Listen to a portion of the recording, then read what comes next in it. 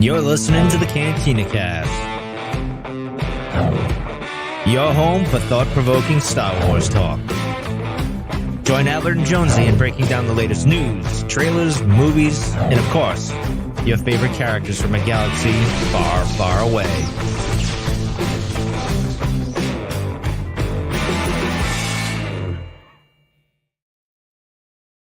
Hello, everyone. Welcome to the Cantina Cast. My name is Howard Padilla, and this is episode 456, our final, big breakdown of episode 9 of the Andor series called No One Is Listening, which is oddly what I usually describe this show as. No, I'm kidding. I apologize to all the thousands of people that listen to the show, but thanks for being here. This has been an absolute treat to finally get to see this many episodes in and see where the story's going, starting to see where this thing is starting to kind of lay out, bringing in some of the characters that we knew were kind of hiding in the background, and some characters that I honestly didn't think would come around, but they've come around, and pretty excited about that. So speaking of being excited to see certain people that just come around tonight, Jonesy, how are you doing tonight? I'm doing all right, man. How about yourself? I'm good. I've this was a great episode, and we'll get into our opening thoughts and all of that, but my gosh, I think I yelped on that last line because I was just wanting Kino to come around, and I didn't think he was going to, but you could just see that slow burn of Andor and everybody else just kind of picking at him, gnawing at him, getting him to kind of come around and lose faith in the system. So pretty excited to have seen that. But what about you? How you doing? Yeah, I'm doing pretty well. I know it's not a show and tell night, but you could probably see, for those on the live stream, cantinacast.com/YouTube, right above me is a full-size Mandalorian helmet that was 3D printed by a friend at work. And Darko is the man. So he's the one. I've showed these before. He's printed me a couple before, but this one he even painted it for me. And so absolutely amazing. It was a really difficult day. And when you have people like just out of nowhere, someone calls you up and says, "Hey, are you in the office? Can I give this thing to you?" And you're like, "I don't even know what it is." And then he shows it to you. It kind of just makes your day, right? It just all is right with the world for 5 seconds type of thing. So it was really cool. And just want to give a shout out to Darko. I mean, it's full size. It actually fits on my head. And if there's some padding in there and stuff, it'll fit. And again, I know it's not show and tell, but can we just say how beautiful the Star Wars The High Republic Convergence cover is? Yeah. By Zoraida Cordova. I mean, we've seen pictures of this, so it's the same image, but good gracious, this is beautiful. I mean, it's just so colorful, and the white backgrounds and the blue logo and everything. It's just, I mean, it is just so beautiful, and I'm so looking forward to it. I got a preview of the audiobook too. I've already got loaded, so I'm looking forward to digging into that one here pretty soon. But just wanted to show that off because it's a beautiful book. So if you're a book collector, you like having it on your shelf, and I know some people maybe want to see the spine, but yeah, very cool. It's got the white, blue logo. Yeah, and then the back says, if I were not a Jedi, then I would not be who I am. Oh. So again, pretty amazing looking book. And again, it goes with the blue. They've kind of doubled down on this with the different colors here. Sorry for the noise, but yeah, this light blue on the hardbound. Very cool. Yeah, it looks absolutely stunning. Absolutely stunning. And we've got you can expect some High Republic covers coming from us eventually. Yep.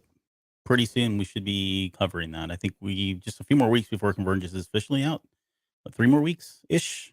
November 22nd. Yeah. So right at just under 3 weeks, and we're actually out of the embargo review. The embargo lifted on the 1st, but still, we let people consume this, digest it a little bit, and then we'll come back around to it. Let's get through Andor first. Yeah, we'll get back on the High Republic train here soon. Yeah. Now, all good things. That helmet looks awesome. It's so big. It's hanging over the side of your shelf, like it's hanging off the shelf. It doesn't even fit all the way back. Yeah, I mean, here I can even. Yeah, I'll just put it down or pull it down. I've got a hat on, so it does do. But I mean, you can see it goes all the way around. It's legit, folks. It's legit. Very cool. Very cool. Oh, well, thank you for sharing that. Congratulations on your helmet. I'm envious. But what do we got for news? Do we got anything else going on right now? I haven't looked. Not a lot. I mean, This Week in Star Wars came out today, and it was an interview. So the one thing you would have found interesting. So it's Denise Goff, by the way. That's how you pronounce her last name. We have confirmation.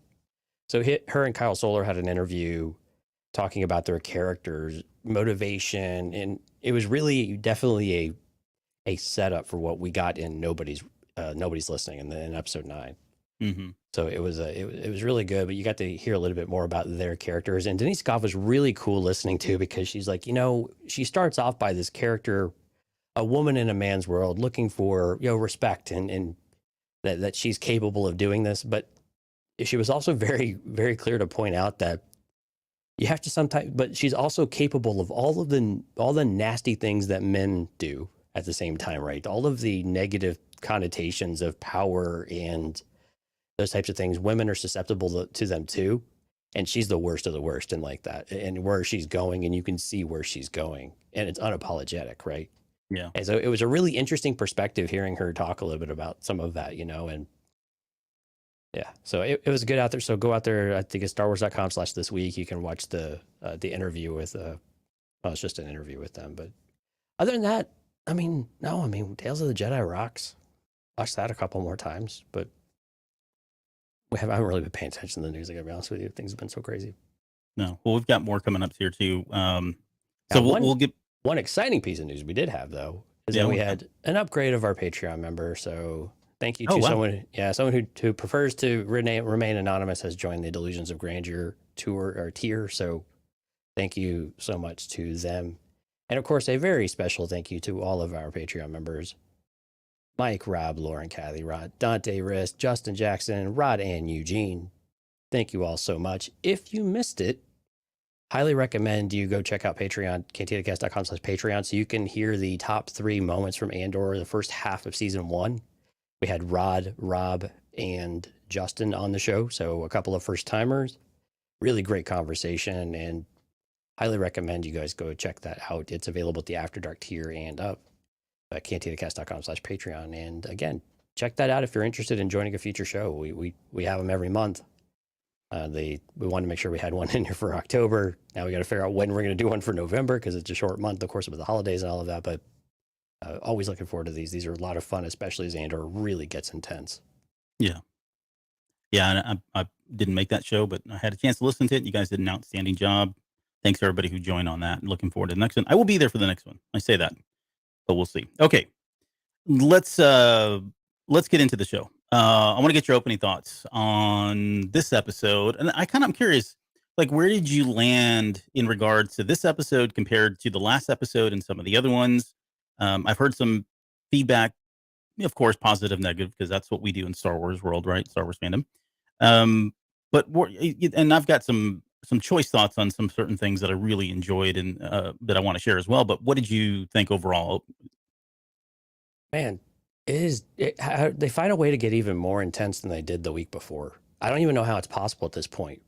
But this episode was just so, we had torture on screen, right? And the acting there, and just, it was incredible. We had basically, putting people to sleep because they were old and no longer functioning, and the unsaid words between inmates of what that feels like, and the perspective of the doctor. We get a sense of like an inside rebellion type of thing, but also, man, it was just one thing after another in this episode. Was just so intense. Mm-hmm. And I gotta be honest, man, I had kind of a triggering moment with your girl, with Cyril's mom, with the way that she was just all over his ass about things. And then he comes back with, I was promoted and everything. And then, like, the face was just, oh my God, Uncle Harlow's gonna be so excited. Oh my, I can't. Yeah, I've got some with this woman. I just can't. On her as well. Yeah, I just can't, Yeah. But, oh my gosh, I really hate to say it. We've, of course, been called shills before, but every episode really does seem to get stronger, doesn't it? Does it feel that way to you? Or, I don't know how you feel about this. We haven't really had a chance to connect on it quite yet, but yeah, it just feels like every episode gets stronger, deeper, more intense, more suspenseful. Right. The stakes are higher than ever. It seems like, and with what happened with level 2, just oh my gosh. I mean, this is all getting really real, man. Yeah. Anyway, so that I don't know if those were impressions, but man, I'm just blown away every week. But what were yours to start off with? Well, so yeah, and I would agree. Like this definitely feels much more intense than the previous episode, and probably, and then obviously the ones before that. I think there's a couple of things that are at play here. Number one, we're all becoming very vested in the characters and the storylines and where they're going. Right, and that helps. You can pick any number of new series that have just spun up in at the same time as Andor. I won't name any names, but I've seen two of them. Some of the more popular ones that everybody's been talking about, and I kind of had the inverse of that. As the story went on, I felt less and less invested in the characters. I cared less about them. And for this one, even the ones that we hate, somebody like Edie or somebody like Deidre Miro, as horrible as she is now, there's just something about these characters that makes you want to watch. And so we become very vested in that. So that's number one. I think technically, though, for this particular episode, this was directed by Toby Haynes, written by Bo Willimon. And I don't know how much goes into the writing of the script and where to cut, but the editing and the way they shifted from scene to scene. At first, in my first viewing, I was like, "Wow, this is really like we're jumping around a lot." And to be honest, that first episode when I watched it, I was too focused on what did I get right, what did I get wrong, all the like superficial things. After I watched it like the second and third time, there's something about the craft that's going into the way it's filmed and the way they're building the tension and they're setting emotion. There is and we won't talk about this really much because there's not a whole lot here, but there's literally a 20-second scene where they show Bix and she's just in pain. And they've put that up against two other really like tense moments. And so that bridges that, right? I mean, it just, they keep throwing different scenes and different things of emotion to kind of build and build and build. If you watch The Americans, it's very similar to what happened there. Any really good, like thriller, espionage kind of thing. It's all about building that tension. And a lot of it's done through the way it's directed and the way it's edited. And I think we're seeing that here. And it's something new for us from Star Wars. We've really never had anything like this before in Star Wars, but it's out there. It's prevalent in other franchises, and they're doing it beautifully. And I think that's what we're kind of feeling. At least the people that are, I think, on board are starting to feel like, wow, this is getting really, really intense. I mean, you just feel like this world is closing in on you as much as it's closing in on all of these characters, with the exception of the Empire, really. But everybody else, you just kind of feel it creeping on you. Well, and the way that they built up, I mean, Andor, we start to see Andor emerging, right, a little bit, and you start to see them getting organized, doing analysis of who's doing what, how many guards there are, what's their routines when they have a new man on the floor. What does that process look like? Whatever they're doing in the bathroom there, but for all of that hope to basically be snuffed out, I mean, it was just a setup, and then it was just like whack, Empire, hoo-yah, here we go. It was just you just feel like the Empire is just unbeatable, Yep.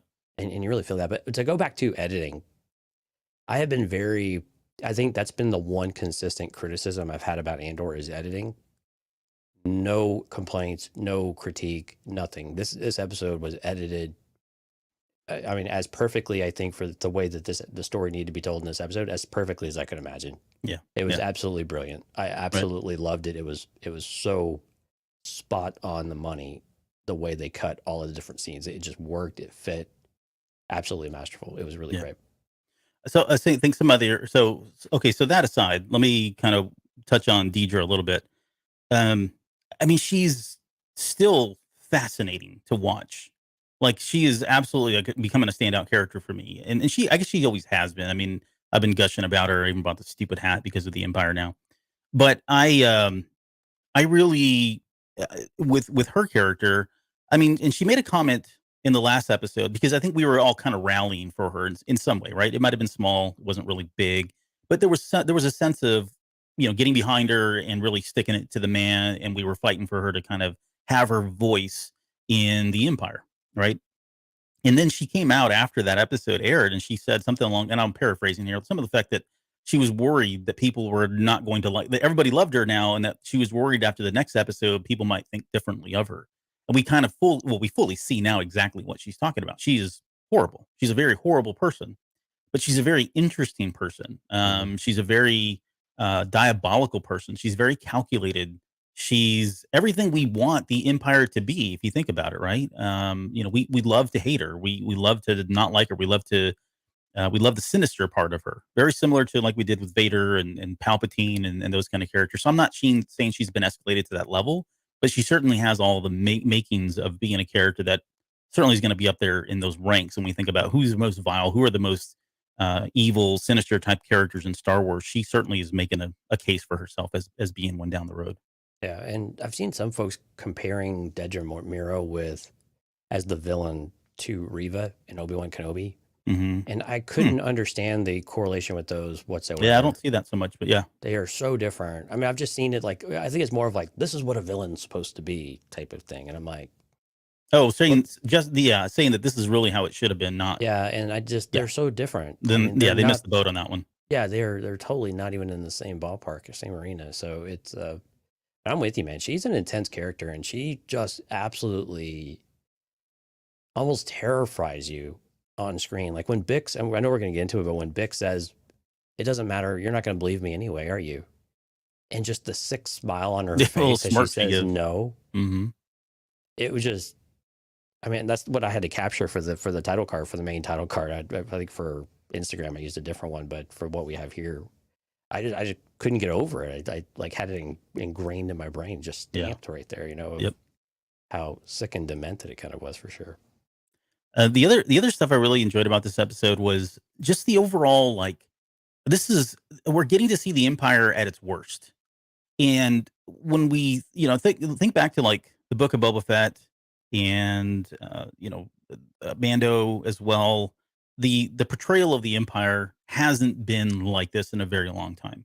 And we saw it in canon a lot, but on screen, they've always been kind of like the fumbling, can't shoot anything, incompetency, throughout the ranks. And don't get me wrong, I think all of that is still there, right? Their system and the way their processes that have been set up nurture that level of environment. But at the same time, they've got people like this and like Thrawn and some of the other characters that are they're of a different caliber. And we're getting to see those people. Right. This is how the Empire became the Empire that everybody fears and hates so much. Yep. You have to have this. It can't all just be, silliness and arbitrary, taking things over and inserting your will. It has to be brutality, cruelty, and just an unwavering, uncaringness about anything except what you want to do, and you just want to rule with an iron fist. Yeah. And we've just not really seen that iron fist until this series, and oh my gosh, we're getting it in just spades.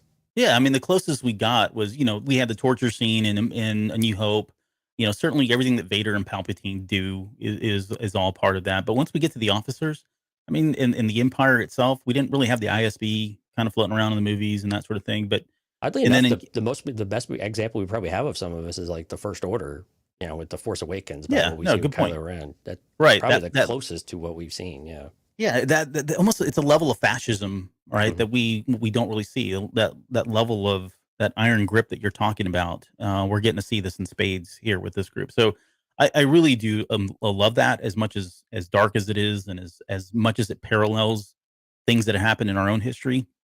It's really refreshing to see that, because it gives the Empire the edge that I think they need, because they've done a lot to, I wouldn't say tarnish the image of them, but growing up with the original trilogy, I didn't really always have the sense of like they're just terrible and can't do anything right. That came out as a result of other things. But the Emperor has always been the one consistent exception, I think, to that rule. And we've seen some of the ruthlessness out of other characters, but we've not seen the straight up cruelty and the brutality like in such a very consistent way across the board. We're still seeing the incompetence, make no mistake. Sure. But we are seeing why they're the Empire with a capital E. Yeah, this is the stuff that makes a Tarkin proud. You know what I mean? Right. Like we're seeing his tutelage and his leadership now, and I'm giving him credit. I don't know if he's got credit here really at what level, but that's kind of what we're seeing there. Because Tarkin was another character from we only saw him in A New Hope, but he was of this caliber, right? He was this sinister. He was calculated. He was very, he wasn't always angry and yelling. He was very calm, calculated in the way he went about it. But there was something really horrible about him too. You could see that in him. So we're getting that. We're getting other characters like this. So this is all kind of part of that same group. Can I just touch on the dystopian level of work here? The parallels to THX 1138. If you've not seen THX 1138, which is George Lucas's first film, did it, and you guys probably know the history. Did it in college, came out. Coppola produced it, and he did a feature film that was released. It's one of my favorites. I've always loved that film. I think I saw it when I was like 12, and was captivated by it. But there's so many things that they've pulled directly and lifted directly out of there, whether it's what the workers are doing, the way they're dressed, some of the shots, the establishing shots. It's just fascinating, and it didn't click into this episode. I mean, we saw bits and pieces of it in the last one when they first got to the prison, but this episode in particular was, I mean, it could have been just a cut to what was happening in THX 1138, and so for that, I give them credit because it still stayed Star Wars, but boy, it was very, very, very reminiscent of that movie in particular, and the way it was shot and filmed, and the aesthetic of it all. So Right. I think that was all I had, is really kind of my opening thoughts. We'll get into some of this other stuff here a little bit later, of course, but really brilliant episode. I did enjoy it. I don't know if I like it as much as the last one, but I mean, we're talking like, again, we're up in the 9.5s and the 9.6s and the 9.7s, right? We're not getting, these aren't number iterations for me at this point, if that makes sense for anybody that's in tech. So, okay. Are you ready to do this? Let's do it. Okay, so the way we're going to break this down is we'll go character by character, because really there's like there's Cyril's kind of storyline. You've got Deidre's, we've got Mon Mothma's, and then we've got Cassie and Andor's, and so we'll kind of take them in that order, because again, this scene was episode was filmed such that it was jumping around, and some of these shots were like a minute and a half, and it was very, very quick jumps, and again, that was all kind of done for those that suspense building. But let's start with your girl, Edie Karn, and back at the Edie place, the Edie household. She's I know there's people out there that now I've seen somebody that literally said this is the worst character that's ever been written for Star Wars, and I mean I can't even. What do they mean by that? Like worst the as writing, in the writing is wise, awful yeah, for her, terrible. or, should have never been created. This is not a Star Wars character. I don't understand that at all. Your response is, here's Maz Kanata, or what? have you not seen Maz Kanata? No, I can't just. I mean, she's wonderful. She's horrible, and she's she's annoying. Absolutely horrible. And when I'm critical of her, like I just hate her. Yeah, no, I just good. hate her. I do too. Yeah, she's annoying. Like, this is the mother nobody wanted, and she's constantly on his back, and treats him. I mean, Yeah, but listen to her. Like, you use your own words, right? You're home late. You're up early. I cook you 2 meals a day. I press your suit. I do all these things. I get no return on my investment. I get no love. What if you would have left me, to die here and suffer without you? And God, give it a rest, lady. Like, yeah. You really have how do you think Zero feels? I mean, and we know now too, based on this. Like, I mean, I don't know. I don't want to read too much into this, and I don't want to jump to conclusions, or I guess overextend my thought process here. But he makes it when he's talking to Deidre later. He's talking about like he was almost ready to take his life, and like I'm watching this, and the way she's kind of just grating on his nerves and constantly berating him with all kinds of feedback and knocking his his own personality and what he does, and it's just like over time. I mean, he's had years and years of this. Yeah, I'd probably want to freaking kill myself too with this lady. She's horrible. She's an absolute the worst of the worst when it comes to parents or guardians or whatever. Right. Even like I'm jumping just quickly ahead here, but even like when he says I got the promotion, like, what does she do? Right? You already touched on it. This is where I got ticked off too. I'm like, what? Because she's all smiley. She's all smiling about it, but it's not for him. It's for her. Right? She's looking at this as now I'm in the good favor of Uncle Harlow. Right? Look what I've done. Look right? What not my look what boy you've is done. Doing. Yeah. Yeah, exactly. And then what does she do? She goes and she rewards him with what? Another bowl of cereal. Like pours him by the way, So did the name Cyril come from the fact that he was written as eating cereal a lot, or was he eating cereal? I was wondering when this was going to come up. And did he not have a name yet? And they thought cereal. He eats a lot of cereal. Let's call him Cyril, because it's crazy how much cereal this person eats in this episode. Right, he was really named after Harlow, series. but then they were like, well, he's just a disappointment. So all he wants to do is sit around and eat cereal. So we'll just name him Cereal, but he can only pronounce his name Cyril, so it's stuck. Exactly. There we go. We have worked out Cyril's backstory. I did enjoy when he stuck it to her with the slurping of the bowl. Like, oh my gosh, yeah, got louder. Just oh, gosh. I was like, wow, he is. Yeah. I mean, he is a brat, though. I will say that. Now, granted, I almost empathize. So this was the first time. Here we go. We've got a watershed moment. It is a watershed moment for Jonesy. I actually, momentarily, in a moment of weakness, at a moment I truly empathized with Cyril for just a moment.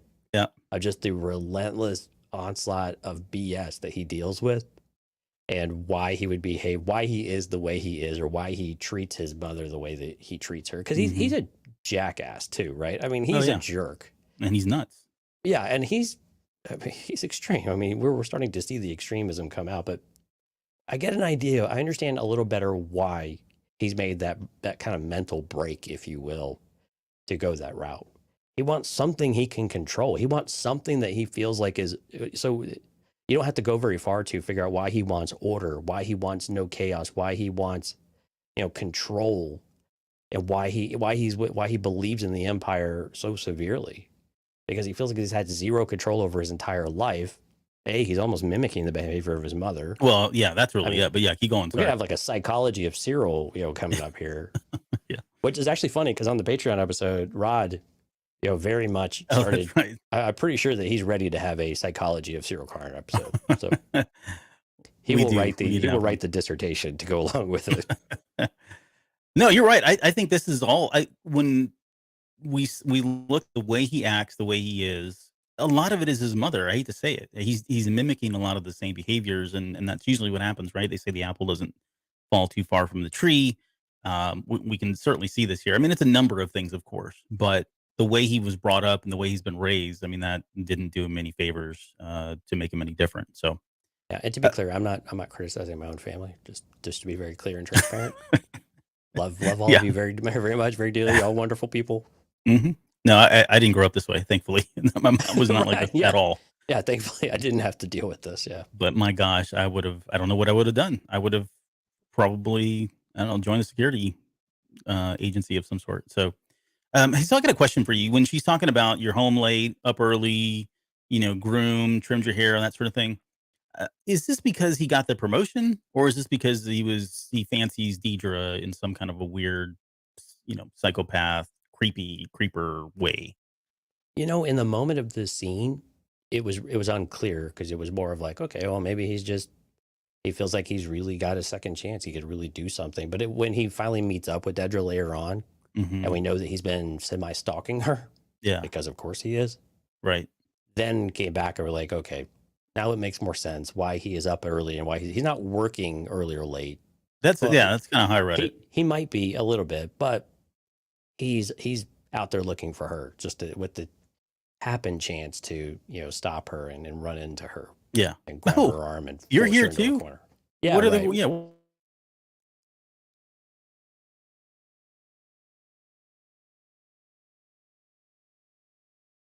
Uh-oh. I don't know if I lost you or if you lost me.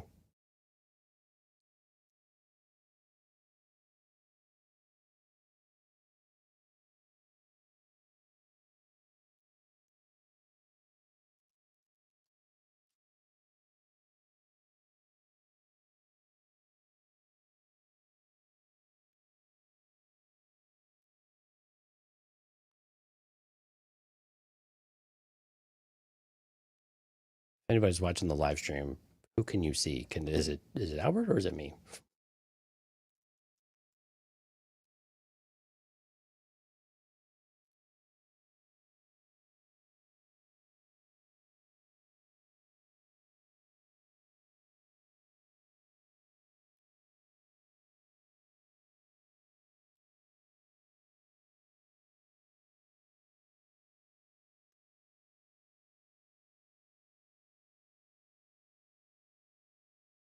All right, we're gonna work the.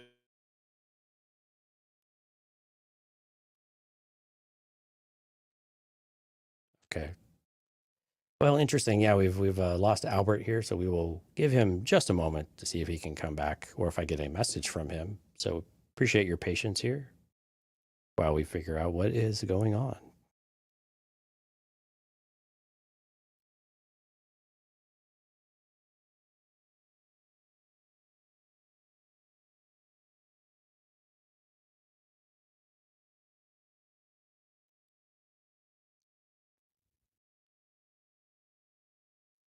All right. Well, while we were waiting, we'll do a quick hello in the chat. Katya is joining us. Good evening, Katya. Thank you for staying up so late with us. Mike, we don't have a last name for you, Mike, but good to see you in the chat. Not sure if this is the first time for you joining us on the live stream, but appreciate you joining us. Getting some messages here. He's apparently having internet issues. So we might have to postpone this.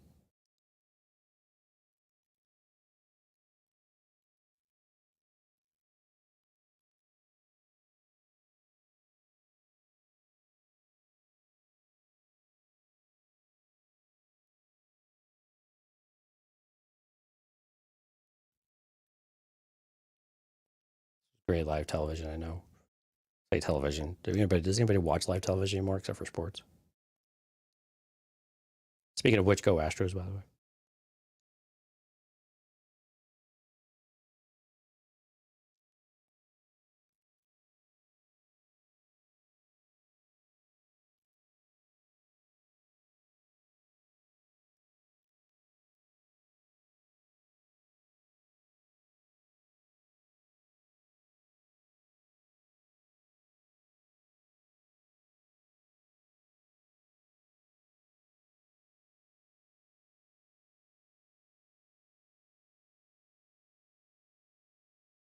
While we're waiting, anybody have any thoughts or ideas, or what did they enjoy most about the episode? Was this something that?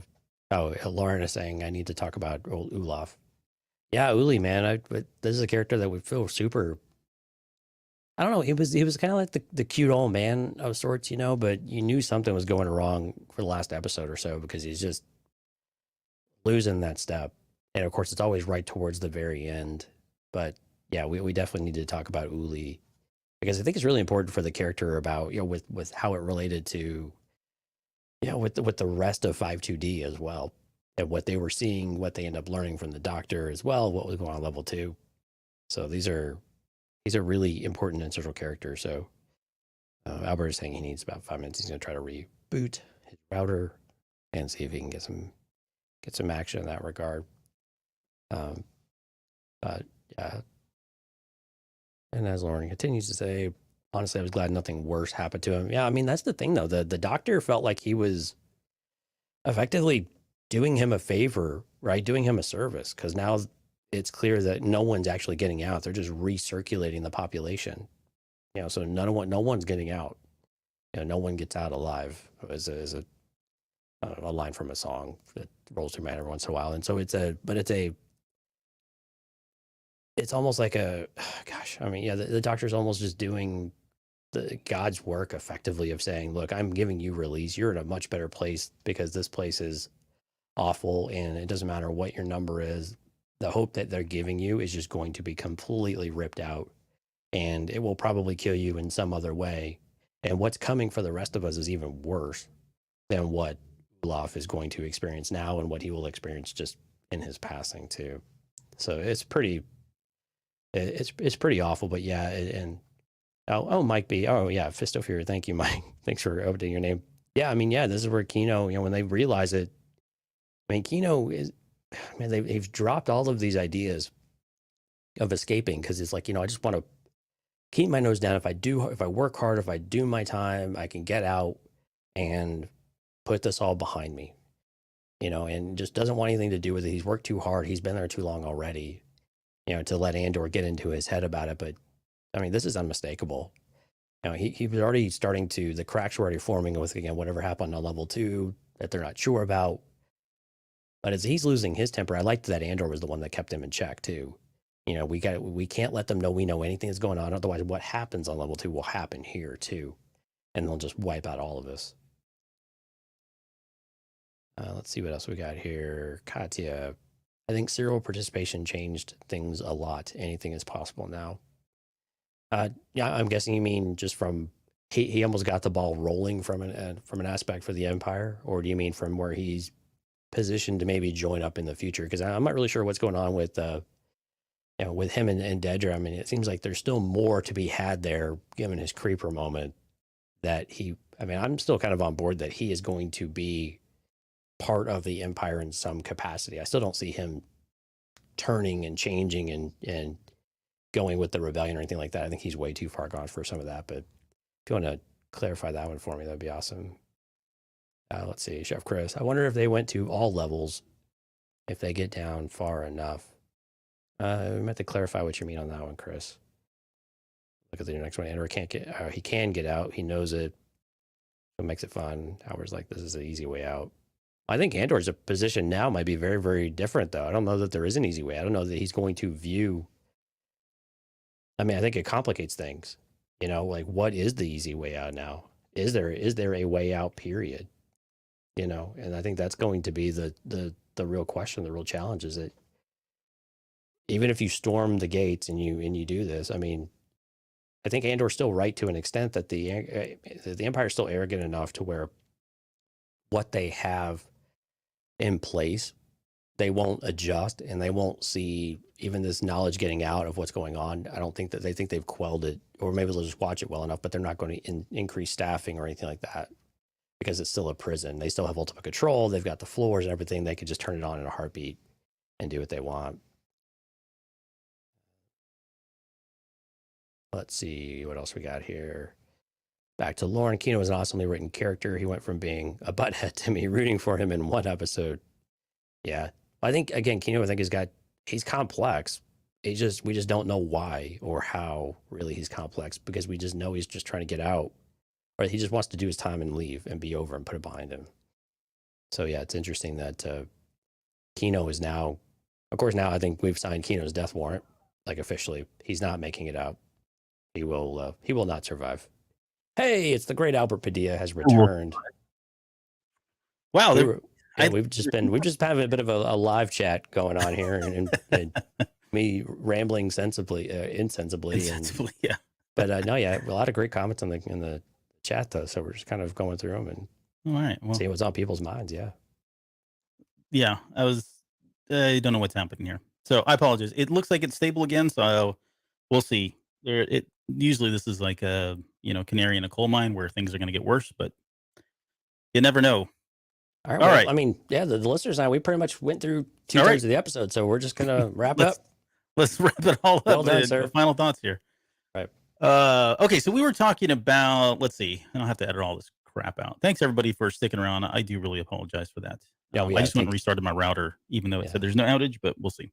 Yeah, thanks everyone for sticking around and hanging around with us. Okay, let's see. What the heck? That can all be the bonus footage. Stick it at the very end. Just cut it out completely. Put it at the very end, because we were. I mean, it's all going to be regurgitated because I'm going to say a lot of the same things, but still. Yeah. Oh, so we were talking about Dedra and whether or not he got all prettied up for Dedra, or was that part of his promotion, right? Yeah, and then that seems like it's probably the case. Okay. So more importantly, what's in Cyril's box? It's just his private box, Albert. It's got. I don't understand. Like, is this like a? Are you like Edie? You don't know what private means? It's private. Well, now I want to know. Like, I'm with Edie. Like, so why do you have a private box in your bedroom, son? Gosh, it's got like Clone War action figures, trading cards, galactic trading cards, whatever stuff like that. Is this a MacGuffin though, or is this something like we're never going to see? Is it just thrown in there? Oh yeah, we're not going to see it. I don't think we're going to see this. I think it's just more of the thing that I thought was interesting was he said, I have ways of knowing. Yeah. And so that's the curious. Of course he does. Yeah. I mean, I don't know if that's just him with, a bit of hyperbole there, but it's an interesting comment to make that I have ways of knowing, and I don't know if that's just him saying, look, I was an amazing deputy inspector. Mm-hmm. I know everything that goes around in here. I know all the things, and maybe, pumping himself up a little bit more, but I think it just goes to her invasiveness. He Right. has no private space with where she's at, and There's no boundaries. yeah, again, I think it was more setting up her character than anything else. But Yeah. we'll see. I mean, nothing came of what he didn't get super defensive about what was in the box. Right. So There's Yeah. like galactic nudie magazines and stuff like that. It's very like childish, like, Mom, you're going through my things kind of thing. he is like that though. But I mean, he is didn't that. I mean, he is that. Yeah. I mean, yeah, he is like a self-centered brat most of the time.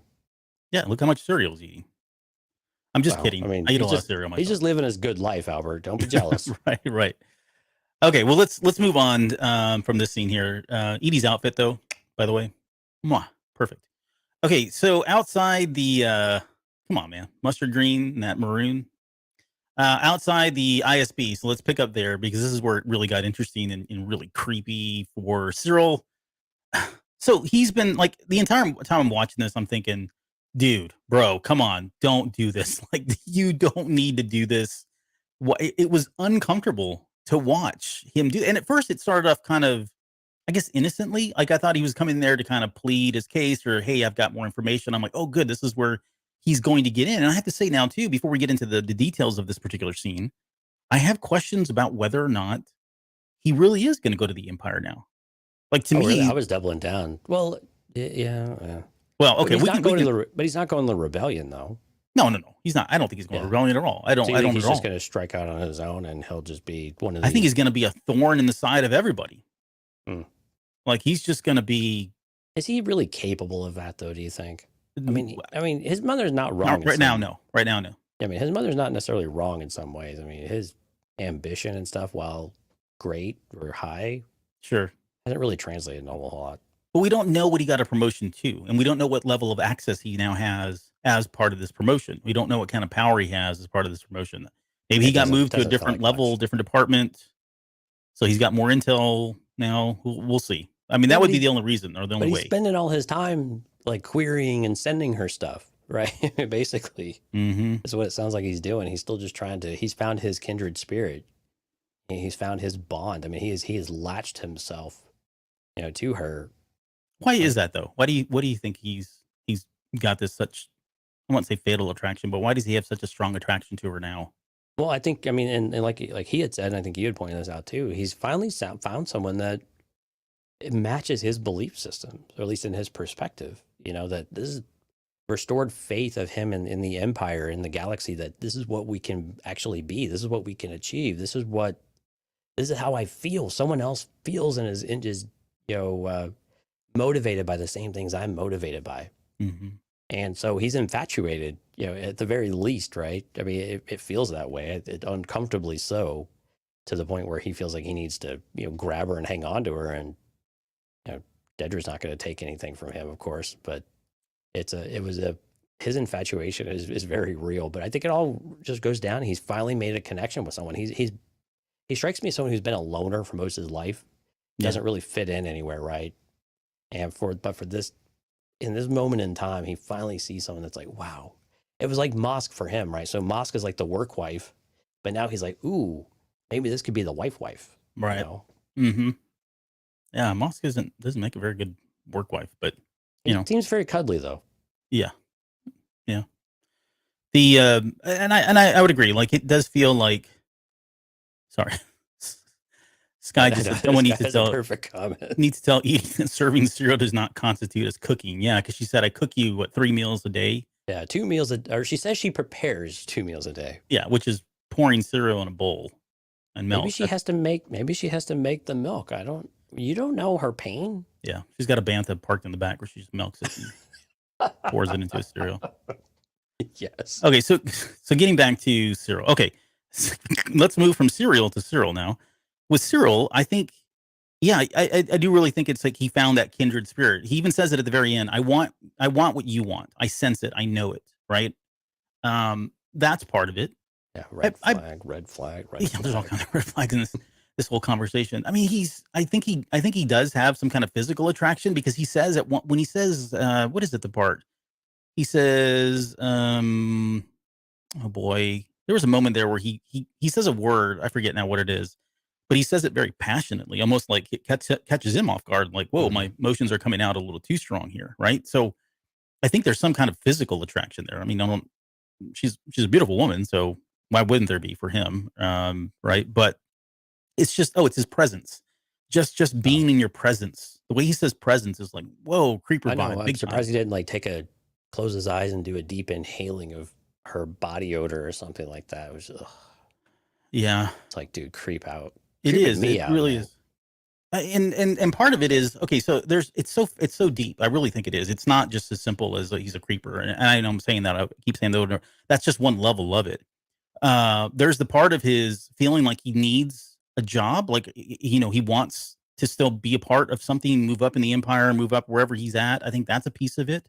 Yeah. Um, That's I Sky's think question. Was he hitting on her or trying to get a job? I think the answer is yes. yes, yeah. I think the answer is both. To be honest, and then I do feel like he feels like, hey, I've almost took my life, right? And you gave me hope. You gave me life. Not to quote uh, Debbie Boone or whoever sang that song. But he gave her, he's given her inspiration. And so it's almost like he survived death and this is the person that saves him. And I forget what that phenomenon's called, where they fall in love, where they have like, they suddenly, people find themselves attracted to the person that saved their life. I forget what, there's some kind of like psychology there. Yeah. And I forget Right. what it is, but it's all of these things, right? All of these things have played into Cyril's motivation to go meet Deidre and confront her, stand in front of her, position his body the way he positioned it, grab her arm the way he did it, say the things that he said. All of that are just, there's a ton of red flags here that point to somebody who has all of those feelings and all those emotions is not, they're not normal, right? They're unstable in a lot of different ways, and we're seeing that. And again, a lot of it stems from his mother, the way he was brought up, but a lot of it is his own personality and what what's happened to him.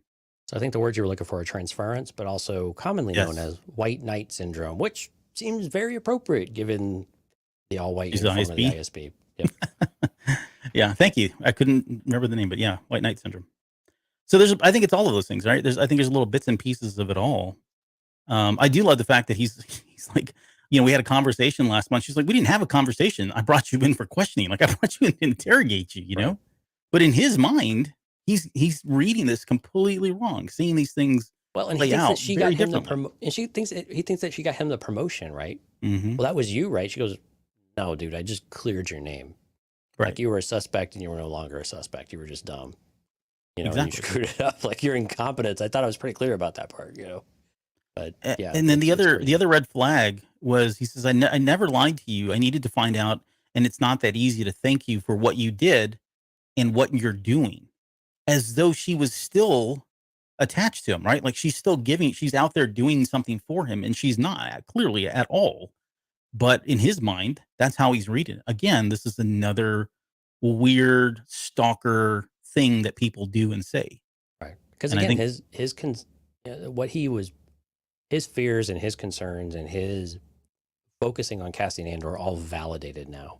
And so mhm, every moment, every day that goes by that she continues to champion that and it grows and her effort increases, his, I don't, whatever this is, continues to grow as well. It is not going to go backwards at this point because again, it's like she was right. She's going to see it now. Now he has worked himself into all of that because he's the reason it all got started in the first place by making some noise.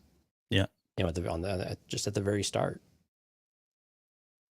I mean, and I hate to say this, like, again, it's uncomfortable. I think a lot of us have been here. I've been there personally with somebody that's like this. It probably happens to, I hate to say this, but I know more women that this has happened to than men, for whatever reason. But yeah, I mean, I just don't understand where this is going to go now. And the way she walked away, like she didn't have a moment of where she stopped and thought like, oh, this is kind Yeah. of romantic kind of Don't look thing. Right. back. Which is like, I mean, this is the stuff that happened in if you go watch 80s movies, the guys did this all the time, right? They stalked the girl, they went after her, they did everything they could to show that they loved someone. And then, yeah, you saw the little thing I did on Twitter today, did you? No, I haven't been on Twitter at all. Oh, so I took that. I exactly took that, the Say Anything pose where he's holding up the radio Mhm. from Say Anything when Lloyd is holding up the radio. And I put Cyro's face over Lloyd's face. And I said, because that's what it reminded me of. This is why I love you so much. That's what it reminded me. It reminded me of every cheesy 80s romantic comedy where the guy was so sappy in love that he was going to great extremes that today, by today's standards, are they're like uncomfortably stalkerish now. You know, you don't follow somebody around. You don't. You're making me cry, man. Yeah, it's on my Twitter. You'll see it on there. And I did it on my phone, so I apologize for the lack of quality, but I didn't have a better way. Which, by the way, we had to figure that out. I don't have a good Photoshop anymore. Should probably not have iPhone. Yeah. Ooh, ouch! Shots fired. But yeah, it was very like she didn't have that moment of like where she went like because I was thinking, okay, maybe she says all these things, but she's really feeling differently. But no, she came into her office and she was like sighing like, crap, I can't believe that just happened to me. Like how disgusting, how weird, and you know what I mean. Like she was razzled, but not razzled in a romantic way of any sort. Yeah, she had no pause. She had no second thought about it. No, she's like, I'm going to arrest your butt next time it happens. Right. It wasn't, well, maybe he's not so bad. Like you were saying, typical 80s moment. Nope. Yeah. Nope. Not with Dedramiro. All business. So if he is to, okay, so here's the thing. If he's going to go to the Empire now, he's got to get over that obstacle of Deidre feeling like he's, you know, that he's a creeper and that she's only, you know, he's mentally got something going on there, which I think she's thinking, right? She basically says that like there's something wrong with you. Stop acting this way. Right. So he's got to get past that. And I don't know how, excuse me, I don't know how he does that. So either if he's going to go to the Empire, then he's going to have to go around her or go around. He's going to have to get in a different way. And I don't know. I'm lost. I don't know if that's going to really happen the way it does. And if it doesn't, that's even more, I think it's actually more intriguing if he does not go that route and just becomes a foil to both Andor and her. Like if he suddenly turns on her now and feels like, because he's crazy, right? So he turns on her and says, look, you know, you're not helping me. You don't love me the way I do. You don't see things the way I do, even though we want the same things. I'm going to do what I need to do. And if it means, you know, getting in your way, I'm going to do it as much as it does to Andor. He's all about himself now. I think that could be very interesting where he starts mucking things up for her. All right. And this leads to Andor getting away or Luthen getting away. You know what I mean? Like being a pest and doing things for the Empire or in the Empire's name when he has no authority or any right to do so whatsoever. Right. Yeah. He's like the Starscream effect from Transformers where the boisterous one comes in out of nowhere and to try to steal or to try to make a point of something and then ends up screwing everything up. Yeah. Yeah. We also see this on the good guy side quite often as well. But I think the one thing with Cyril though is that he knows he has her attention and he in the back of his head, and this is where it's what she's doing, keeping tabs on him, or I guess the request that he's making, I guess maybe are they coming to her doorstep or to her office? Is that what we learned in the last episode? Like, because she knows that he's doing stuff, and she's like, "You need to stop it." But in his head, he's like, "Oh my gosh, she's noticing. She's noticing that I'm doing these things. I just need to." And to your point, I need to work harder at that. I need to get more concrete. I need to get the thing because if I get this one thing, it's going to be my foot in the door. It's what is going to change my luck once and for all with Dedramiro. Yeah. This could end fatally too. Like I really think I forget somebody said it in the chat. Was it Mike B is Fist of Fury. I didn't know that. That must have happened when I was out. But yeah, we clarified that. Okay. But yeah, he's going to be give his life for the Empire. I think he could, even if he's not part of the Empire. He could become so fanatical with the cause, the movement, Deidre herself, that he's willing to give his life up for something like that. He's not stable. Things are going to get worse, in my opinion. So I can't wait. It's going to be so exciting. Okay. He can take his mom with him. Yeah, take his mom with him. Just drag her down into the ocean with you, buddy. Okay, let's talk about Dedramiro. It's a nice segue here. So it opens up with Bix and that whole interrogation scene. There's some pretty messed up things going on here. One, again, we've already talked about just the level of interrogation, the links at which the Empire will go to in order to get information that they need. And what did you think about that? Well, just I want to cut to the Bix interrogation itself and the helmet that was put on. We'll talk about Dr. Gorst, that Kevorkian character, psychopath as well. But you know, there's a lot to be said. Again, we talked about this about violence, or there's something better. You know, when they don't show it and they leave it to our imagination, it seems to be much more powerful for some people, like myself. I think you as well. How did you feel about this and not? I mean, showing torture, but not really showing torture on screen. Yeah, I mean, seeing the after effects of it too, right? Where she's basically Hmm. incapacitated. And we had kind of seen this with, with her boss before with Pac, but it was tough. I mean, you knew what was coming, right? You knew that they were probably just going to zoom in and she was going to scream. But I was not ready. I mean, I was ready for it, but then I just totally wasn't. I mean, and it just, I mean, again, it goes to the acting on it and the suspense and the way they shot it and just everything that goes into the shot.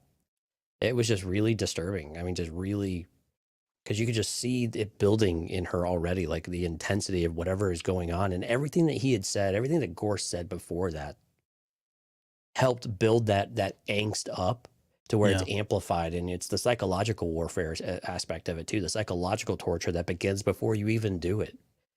Telling her that the restraints, yeah, you really don't need the restraints. It's really more for your safety than anything else. Yeah. Because we don't know what you would do otherwise. Well, they do know what they would do, and it's not pretty. Hmm.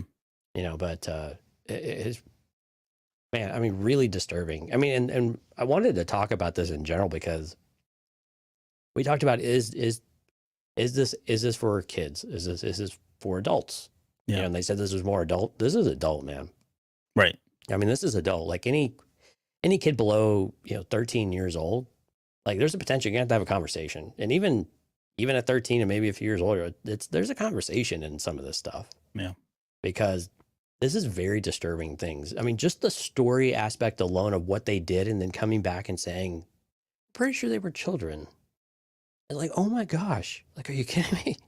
Like, it's just going to make it where, I mean, yeah, this is, Eugene just made a comment about Boar Gullet, who of course is our main hero usually. Right. But I mean, this is a whole nother level, Yeah. So, and it was the Dizonite massacre is what I called it. He was talking about the Yep. Dizon fray, right? Mhm. It's almost like it was it's the ghost story that's told at the campfire before the big reveal, right? It's that psychological buildup of getting in your head so that when it actually happens, it's much more worse, right? He's building the intensity by telling the story, whether or not he's doing it consciously or not. I don't think it really matters. In my head, I think he relishes in this. I think he loves telling Oh, the story. I mean, the acting, I mean, he was deliciously sick. Yes. Yeah. I mean, the acting, the way that he did it was absolutely brilliant. I mean, it was absolutely, I mean, you hate him and your stomach churns because of the performance and because of the writing here. I mean, make no mistake. Hmm. It is so It's freaking disturbing, though.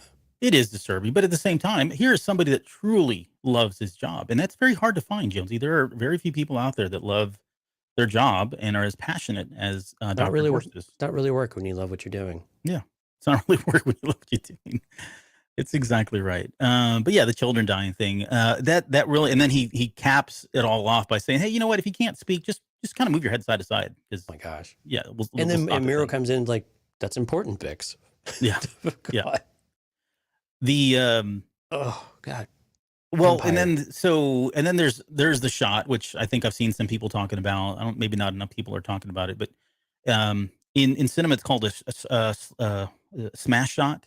Mhm. It's got a couple other different names, but they did it. They lifted it directly out of A New Hope when when the probe droid's going in on Leia and the door slams shut. You get Yeah. that quick pan down and the feet walking down the hallway. It's verbatim, shot for shot. Right. So it's a callback to A New Hope. If you didn't catch that, Absolutely. someone's someone needs to put those side by side or one on top I of mean, each other and run them. it was blatant. I think the only part that didn't match up with it specifically was the sound again. I don't know what is with the sound in this series. It's I'm starting to notice a pattern of my disappointment with sound. But anyway, You gotta. I don't have that problem, setup. but Maybe my setup's the problem. I think Maybe it's it's just your setup. me. Because there are moments when there's like some really good stuff happening, but I can tell you, No, there absolutely is. It's moments Yeah. like this though, where like I remember in A New Hope, you had the shutting of the door and you had the drums, the kettle drums and the timpani and stuff was all there. And this time maybe it just wasn't laid in the same way, and my expectations were out of sorts. Okay, well, so apart from all of the psychological trauma that happens in the scene. The point of this is that they're trying to get more information from her, and through this they learn that Pac and Bix had a separatist meeting. That's how they met. She took the radio. She uses a radio for her own kind of business purposes, not so much to as part of the rebellion. It's really kind of to make money kind of thing. And then later on, her last question to Bix, Mira's question was, "When was the last time you spoke to Andor, Cassian Andor?" She gets all this information, of course, and she relays that off a little bit later when we get into when she's talking to the ISB group and council. Right. But I want to talk about where Bix, she tells whoever it is, I forget this guy's name, he's got a name, but she tells that guy that comes in saying, keep her alive, right? Because they need her as a witness. He asked, like, what about Sam and Pack? Like, he's salivating at this idea of being able to hang. He's just hoping Deidre's going to say, do whatever you want with him, which is basically what she does. And he says, I'd love to hang him. The way he delivers that line, like, he's just, again, this is more of that sinister empire, the stuff that's not for kids. He's relishing in this idea that he's going to finally get to hang somebody because he wants to show who's in charge. This is a throwback to what they did with Cassian's father, right? Hang him in the middle of the street and let everybody see. We saw that in in Obi-Wan with the whatever that Jedi's name was that was really dumb for finding Obi-Wan Kenobi. But what did you? I guess your thoughts on that little scene there. And the entire time I'm thinking about what Luthen was saying too, and in the conversation with Saw about, and with Mon Mothma as well. This is what they want. They want them to make it. They want, they being the Empire, to go make examples of people, go torture them, and then make a visual example of them in the streets. Show how truly awful you are to the people. Show it in the Senate too. Show it with the Emperor. Show, with these initiatives, all the things that you do, everything you want to do. We want it all, in order to truly set this, basically, ignite the fire, as Poe would say, and just to spark whatever rebellion they need. They need more people. They need more. And this is what's going to do it. But it's hard to watch it, man. I mean, it's good to see the Empire, though. I think the part that I really enjoy about all this stuff, while it's disturbing, is good to see the Empire be evil, and the Empire to be the Empire that we've always kind of worked in our head, and like we talked about earlier, that just not be silly, not be a klutz, not be the ones that always they always lose at the end of the day, like they kind of felt like they did in Rebels, right? Yeah. But now it's like, no, these guys aren't going to lose this season. It sounds like they had a minor setback at Aldhani, and now you are seeing what they're truly capable of, and we're going to see it over and over and over. And in hell, we see it like 3 times in this episode alone. Yeah, I mean, this is everything that's happening right now has never happened before. I mean, it maybe happened in pockets here and there, but because of that port and because of the Aldhani incident, everything changed. Again, not to equate it back to the... Yeah, they cranked this thing up from like a 3 or a 4 up to an 8 or a 9 at least. Mm-hmm. And not to equate it back to 9/11, but again, it's like the world changed, the galaxy changed after Aldhani, and we're starting to see the ripple effects of that in the galaxy. Yeah, and the difference with reality is that the Emperor was waiting for things like this in order to, like, what's that next stage? What's that next piece of evolution that's going to allow me to exert my control and influence? And to some extent. Now, we don't really know how much Palpatine really cares about the petty people in that regard. I imagine, next to nothing, but it's all in service to power and suffering and seeing his will be done. And so I think it all just feeds into that over and over and over. And again, it was just the next opportunity in his respect to be able to do that. Yeah. Well, and it's the same thing. So we're seeing the parallels. We're seeing the Empire, and that's a good point, because you're right. I mean, I can't remember if they had this plan or not. I want to say when they got together, right? The ISB got together and they were going to be up all night when part of guys was talking about that. I kind of feel like that's when they put together the port, but maybe if they didn't, then it was something they had already pre-thought and pre-planned. But the point is, they need these type of events to happen in order for, like you said, for him to continue to exert his control and overreach as much as possible. As much as the Empire needs, as much as the rebellion needs, on the inverse of that, the rebellion needs these types of events to happen, right? They need to double down. They need to hit him hard. They need him to react this way, because that's going to galvanize the people that are you know, coming together as a rebellion. So it's a weird kind of like they're both feeding off of each other to get power and to get control and to establish their ranks and kind of ultimately lead to this Star War that we're going to have here not too long from now. I see what you did there. Yep. Okay, so let's talk about the ISB headquarters, which is the next scene with her, and this is where she's coming in. Again, part of guys is like pretty complimentary of her. Like I get the sense that he's like, you know, she's my champion right now, and she's doing all the right things. He's backing her up, giving her all the stuff that he needs. You know, all the support that she needs. She's got momentum. Yeah. Yep.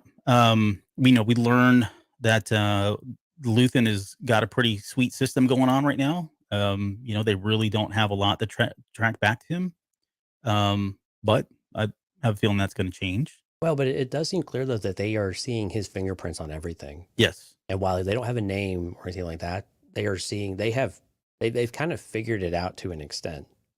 Now they can't forecast it, they can't, anticipate what's going to happen, but they have a much better idea of everything that's going on. Yeah. And so it definitely feels like that noose has found its way, like it's creeping over the head of Luthen in some way, right?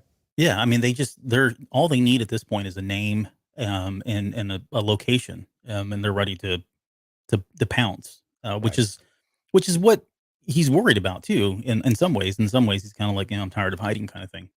But more on Luthen in another episode because he didn't show up in this one.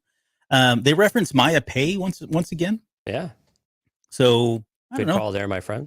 Yeah, usually I think we may see her. I would imagine. I think we talked about that. So hopefully we do see it at some point.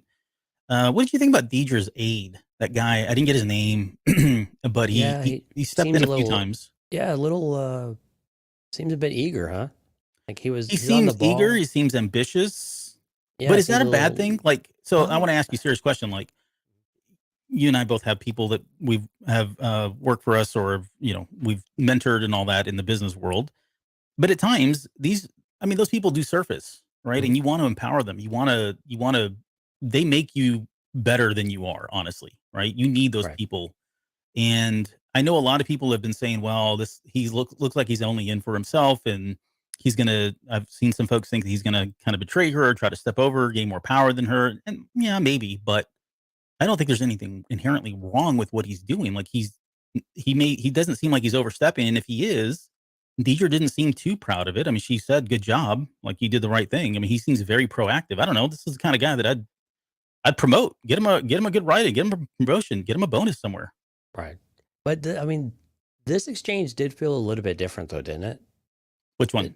This one with Dedra and her aide, like he's I think he's anticipated everything this time and went in and took initiative where he was asking her for permission first, and it seemed to catch her off guard a little bit. It felt that way to me, at least. Mm.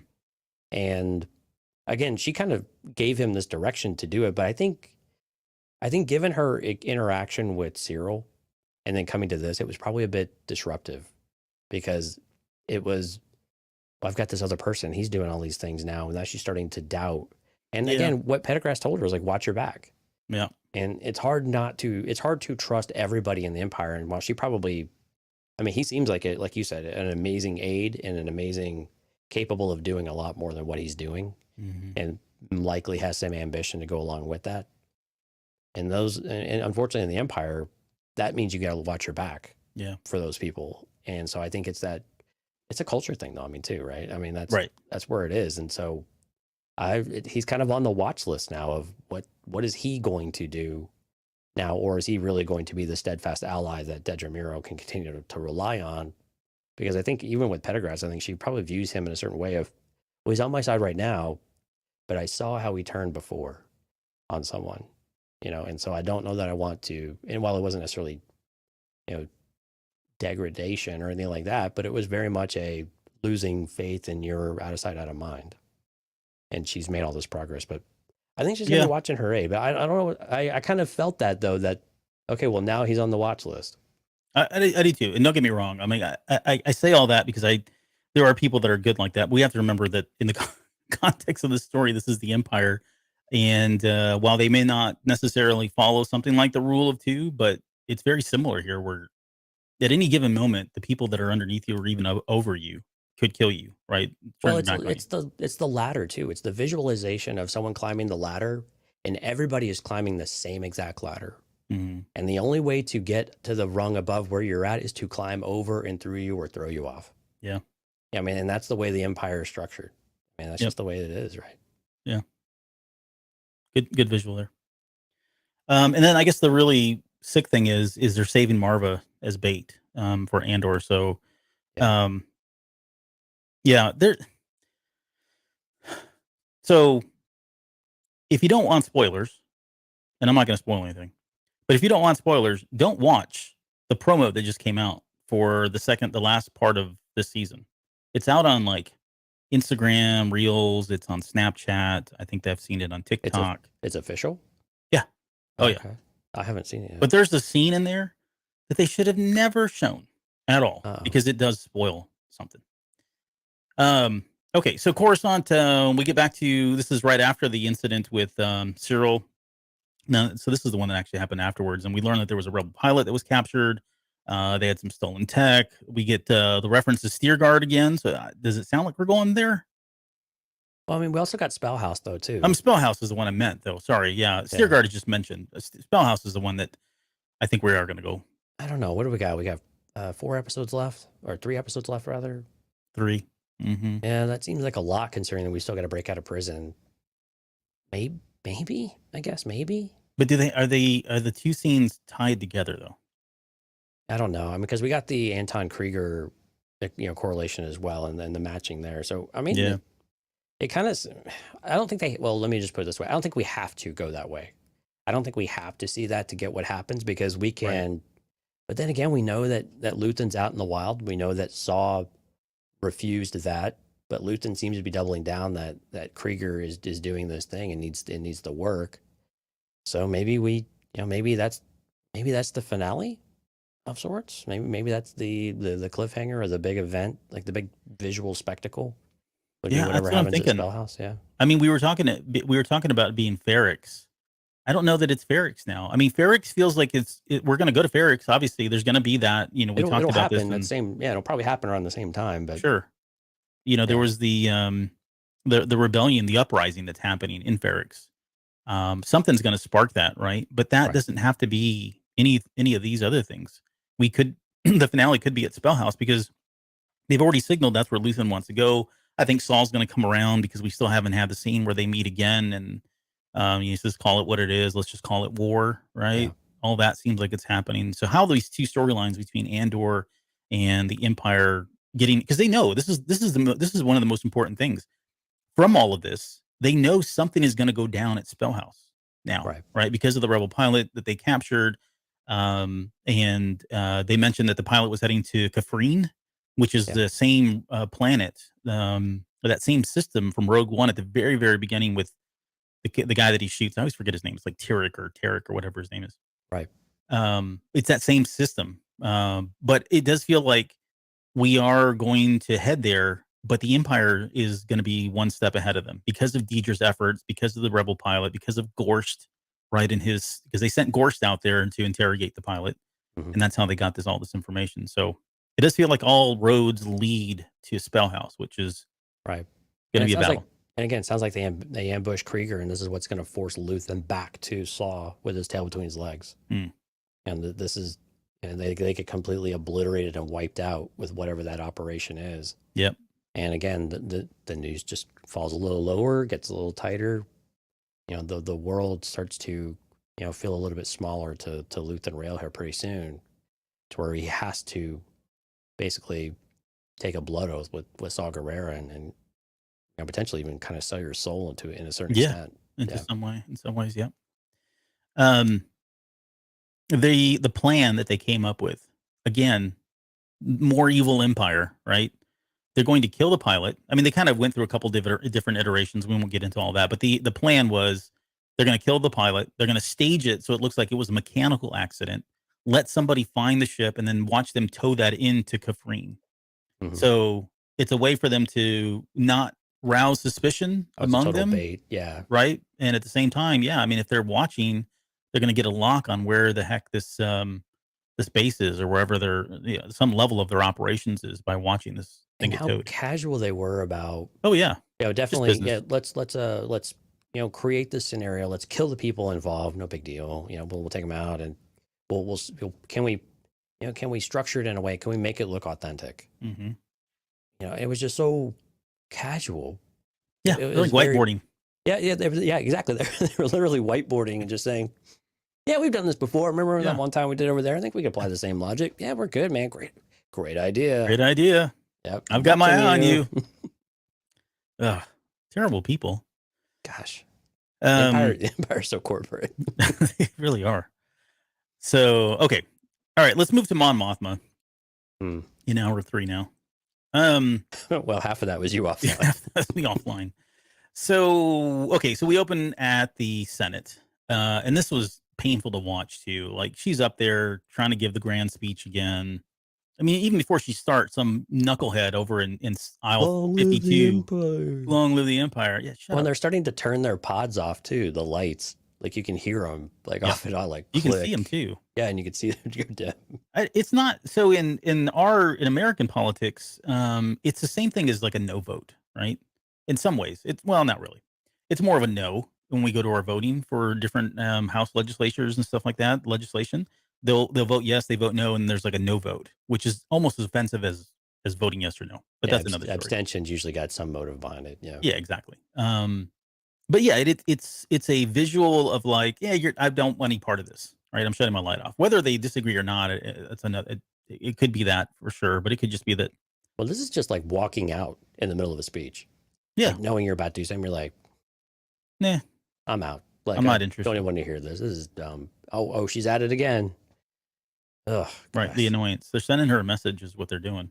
Yeah, but I mean, it is getting to her though too. As much as she, touted before to Tay that, as long as they think I'm a nuisance doing this or that, but I mean, what she's saying is pretty bold, right? Mm-hmm. I mean, she's calling the Emperor out. Yeah, she's calling the Emperor out very specifically about what's going on. She's got specifics. This is a trend that's developing. It's not getting better. This is getting worse. This is not the direction. This is not what we were here for. And we're here for the people.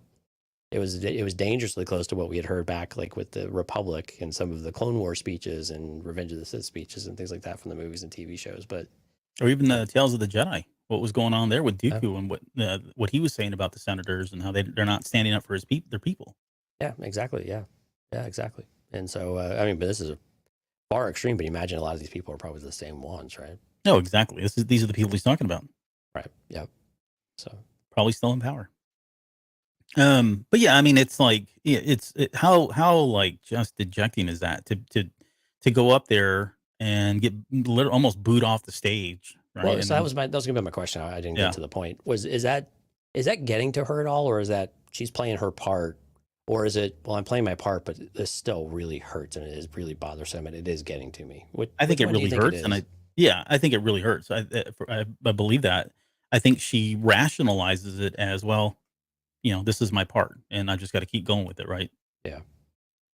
So, okay. But Mothma's, we get word that Mon Mothma's cousin has arrived at the embassy, which turns out to be Auntie Vel. Yeah, didn't see this one coming. We were off on that one, yeah. Yeah. Well, did we? We said there was some relationship either with Luthen or with Mon Mothma. We kind of assumed it was with Luthen, though. I was thinking it was Luthen. I mean, the idea that she came from money, though, right? That they kind of signaled that in the last episode. Yeah, true. Yeah, certainly makes sense that go be a rich girl. Yeah, that was an interesting comment. Yeah, and she we get the whole little. The dress scene is not really. There's not a lot there about got to dress. The only thing that caught was that line about he lets me do anything I want when she's talking about her dad. And this is that whole conversation that I was telling you about, like how he does what he does to empower her and make her seem like the bad guy. This is one of those horrible parent tactics where they just let one child do whatever they want, so that when the other person tries to stand up and be reasonable about what's happening, they're like, "Oh, that's that's your mom or that's your dad. They're just that way. I don't know what to tell you, man. That's how they are. That's horrible." Yeah, and I get the whole teenager aspect of it though too, but I mean, the comment she made was really innocuous too, of like, I don't know if your dad's going to let you wear that because it's very slinky, basically, right? Sure. And fathers are very protective of their daughters, and so, and I mean, rightfully so, but for that kind of comment to come in, that man, really kind of venomous type of comment too. It was just so taken aback, and it just Mm-hmm. my heart just broke for Mon Mothma in that moment. The there's also a cool moment there too where Vel she quotes Cinta about the Empire doesn't rest, the rebellion comes first, we take what's left. You Yeah. know? I That don't believe you, Val. was- I don't yeah. believe you. Yeah, I can. Yeah, I get what you're saying. Like, I don't know if she really truly believes that, but maybe she's at the point now where she's given up on Cinta, and so that's just kind of that's her little mantra or whatever. Even though she may not truly believe it, it's a front kind of Yeah, thing. exactly. So she asks. So here's a question for you. So, um, Mothma asks Vel, what what does he have you doing? And I found this very interesting, I guess, intriguing because Hmm. I mean, it's very clear that she knows that Vel is working with Luthen, but she's not in on the details. Like, she has no idea to what extent she's doing things, and it doesn't sound like she has any idea that she was part of Aldani. Is that how you read that? Yeah, I think so. I think a lot of this is intentional. Of course, now I'm like, well, how do they all know each other now? Like, Right. how did they get synced up with one another? Was it just through something innocuous and innocent, or what? But yeah, I think that's intentional though. I mean, their intention, like her answer was he who. There's risk. There's yeah, but we're this is part of what we signed up for. Mhm. This is the cause. This is what we dedicated our lives to. This is She what calls it a matters more. vow. Yeah, yeah, that it was a very strong word. I mean, a vow is not. I mean, yeah, vows can't be broken, right? Right. In And some usually ways, there's some kind of like ritual ceremony where you're sworn in on something like a vow. So I don't know if yeah, she's going that literal, but I was thinking, okay, maybe it's the senator or as a senator, that vow particularly. I don't know. maybe, but I think it's also a vow of this inner circle that decided to formally group and formally come together. They Mhm. had to take a vow of secrecy. They had to take a vow of seeing it through to the end. They had to, this commit. It's just the commitment of doing all the things that are necessary in order to drive this evil out of the galaxy and restore the Republic effectively. And it's just that level of commitment and making it into a bit of a ceremony or making it into more of a contractual obligation of sorts, right? Because it's like a project charter, right? Before we get started on this project, we are going to come up with a set of rules that we're all going to operate by and we all agree to. And if we ever have any kind of difference of opinion, it's a document we can come back and look to, right? Right. Whole point of a charter. That's very much what like this is. Like, guys, this is what we agree to. We are here and we're the ones that help keep each other accountable. That when we lose faith or when we lose focus, we come back to that moment and say, no, you were in this until the end because we know this is what is right. Yeah. And of course there's others extremes of this, of course, but I mean, but that's what it took it. But I mean, it's very clear that she doesn't know. That's intentional. Vel doesn't want her to know. And I think Clea's comment to Vel, I think came through in this conversation as well, where, we don't talk about him. The making contact doesn't make sense. It doesn't, the ears are everywhere. And if you're listening, you're potentially at risk. Mhm. So the less you know and the less involved you are, the better. You do your part, I will do mine, and I hope I'll see you on the other side. Yeah. Yeah. It's keeping that level of secrecy through and through as much as possible. Keeps everybody safe, I guess. Right. Let's fast forward to the dinner table conversation that they're having. Vel says she's going to Chandrilla. Something about a pilgrimage. I didn't really catch what was going on there. I didn't know if that was a joke or what. Yeah, I didn't either. And of course, we're going to pick at every detail here. But yeah, Perrin's an a-hole. I don't know what else to say there. What else there is to say about this guy? Well, and then Lita was like, of course he says, there's Chandrillans everywhere these days, and Yeah. she goes, well, yeah, mom's boyfriend. And she's like, what? Of course, it was like one of those, really? Oh. I mean, not quite that extreme, but it kind of felt like one of those moments. Like, I kind what of are you talking about? I read that as okay, they were a thing, but maybe a long time ago when they were really young. But I mean, she keeps saying they went to grade school together. Mm-hmm. So anything they would have had would have been Puppy at love. best puppy love, right? Yeah, that doesn't count. You're 8 years old or something. I don't know, man. I still remember Beth from first grade. Oh boy. Yep, broke my heart. Yeah. So, and then he's like talking about Vel, and makes a comment about did she get married? Obviously, doesn't know her very well. Well, yeah, If he's needs to making go comments find like that, needs to go find a husband. Yeah, yeah, if about anyone going. would take her. But I like that Mon Mothma gets a huge kick out of. Basically, she just slings it right back at him though too. Like Vel doesn't take any of his garbage. Yeah, because he says, "Who's left of any value at your age?" I'm like, "Wow!" And then she fires back, "Yes, all the good ones are taken." Like, like there's a level, heavy, thick, and it's just dripping in sarcasm when she says that. So, Right. um, and then Pierre makes a comment also about Vel going political, and I thought, wow, if he only knew how political she's gone. Hmm. So she's done a pretty good job of staying under the radar from him, especially since he's got his, he's so suspicious of everything that Mothma is doing. Doesn't sound like he's got any inclination that she's associated with the rebellion right now. And again, I think it goes back to the comment that Mon makes a little bit later. Go be the rich girl. You just go be a spoiled rich kid for a little while. Yeah. And Perrin probably views it. I mean, to make those comments, he must sense some sort of idealism, or that maybe we could just call it inner strength that maybe he just finds threatening and doesn't like it. I don't know, but Oh, I'm sure. I'm sure there's a heavy dose of that there. right. But That level of whatever it is, insecurity. though, I just like that she doesn't take any of it. She just Yeah. dishes it right back. She gives Vel Vel gives that pep speech at the very end, saying, "We've chosen a side. We're fighting against the dark. We're making something of our lives." So I don't know if we're going to follow her over to Chandrilla. We know she's going to pop up in Ferrix. So when she says she's going to Chandrilla, I don't believe her. I think she's just saying that. I don't think there's any pilgrimage going on. This is probably a quick stop to lay low for a little bit, like Cinta said. And Well, if she was seen, this would be the reason why she was seen on Coruscant, right? yes, yeah. And then the last part of Mothma's story here is we get Tay Colmo's live, so he wasn't kidnapped. Thankfully, they didn't just. I guess he just walked out of the party last one. But and the way I kind of, and this is like this is Star Wars economics, right? And Star Wars uh, accounting. So I don't read too much into this, right? Because I'm thinking like this doesn't make a whole lot of sense, but I don't even really care. But $400,000 or 400,000 credits were withdrawn. They need to put 400,000 back in to kind of cover it up, which doesn't really cover it up. It just No, it just adds I'd have another more questions. transaction. Yeah, yeah, but okay, we'll just put that to the side.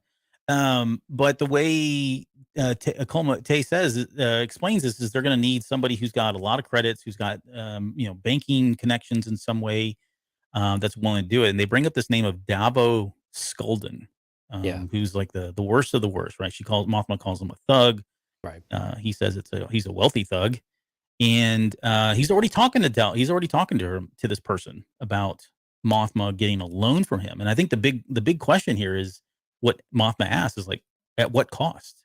We know from Star Wars history that anytime you start dealing with thugs and gangsters, crime lords, never goes well, right? They always want something more in return. But what are your thoughts on that? Yeah, we'll have to see. I mean, I mean, it makes sense though. You need someone that has so much money, so much power, so many transactions. It just gets lost in the shuffle. Mm-hmm. And while you're a rich person, it's still somewhat easily. It seems like for the Mothma family, at least, it seems like it's still relatively easy to identify everything that's going on in their bank world and what they're doing. Yeah. And again, whatever the laws are or whatever else. But yeah, I mean, anytime you link up with the underworld, I mean, there's a price to pay. And it's not necessarily a financial price. It's Right. You owe someone something. And again, this is where it's chipping away at Mon Mothma, and it is uncomfortable for her. Of like every time you chip away at the, kind of that ethical aspect of what she's trying to do, and maybe even some morality, it's just more and more concerning to her. And I think it's a testament that she recognizes it and she understands what's going on, and she's trying to resist it, but it's becoming harder and harder. And I think this is what Luthen's been trying to, he told her, you got to check your conscience because it just doesn't have a place here. And to her point, she's trying to still do this reasonably in the right way. Yeah. Because if you win, and it's a huge if at this point, but if you win, well, hell, what are you left with? Mm-hmm. You're left with paying your debt, to all of these scumbags that helped you get there. And you have done it with blood money effectively. Mm-hmm. And that doesn't sit right with her, and nor should it, right? Well, and I think it's that, right? There's certainly that, but then it's they're always going to have something on her. They've got a very powerful person. They've got a very powerful person in a position right now, and they have, some baggage on her that they can use. They can use this to extort whatever they need from her, and they're not going to look for money. I mean, it sounds like this person already has a ton of money, right? Tons of credit. So, Right. So usually what's comes the to only other thing power. they want? Power. Power. Yeah. Exactly.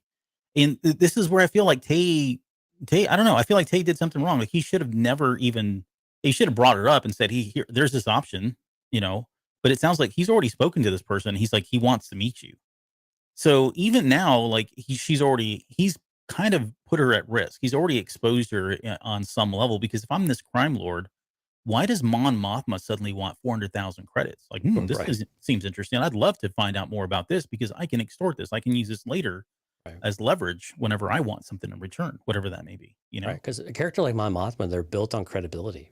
Yeah. Right. And so if you can quite, like, that's the thing you hold hostage with them. It's not power necessarily, it's credibility and influence. And if I will take away those things from you, and if you are a centralized figure, and this is why it's really important when she actually gets out of the Senate and formally joins the rebellion and rebels, right? If she doesn't have that influence and that credibility, then really it's completely lost in that regard. She's a figurehead that then it's open to interpretation about whether or not people want to get behind her and believe in her and view her as the shining example about what the rebellion represents that will return us to a better place in the galaxy. Mm-hmm. So it works against you in so many different ways if you start to make those concessions. But the other side of it, you're like, well, heck, what am I supposed to do? Like, I feel like I'm eternally handcuffed now and I can't do anything, but I feel like I have to do something, and we can't, we know the time is short for actually making decision and making action, because we have our first small victory. We have some momentum. But if we lose momentum, this thing dies really quickly. Yeah. Yeah. Great stuff all around for Genevieve O'Reilly. Again, in her portrayal of Mon Mothma, and Absolutely. just that sense of dread. She's like brilliant on screen. I've really, really enjoyed the work that she's done so far.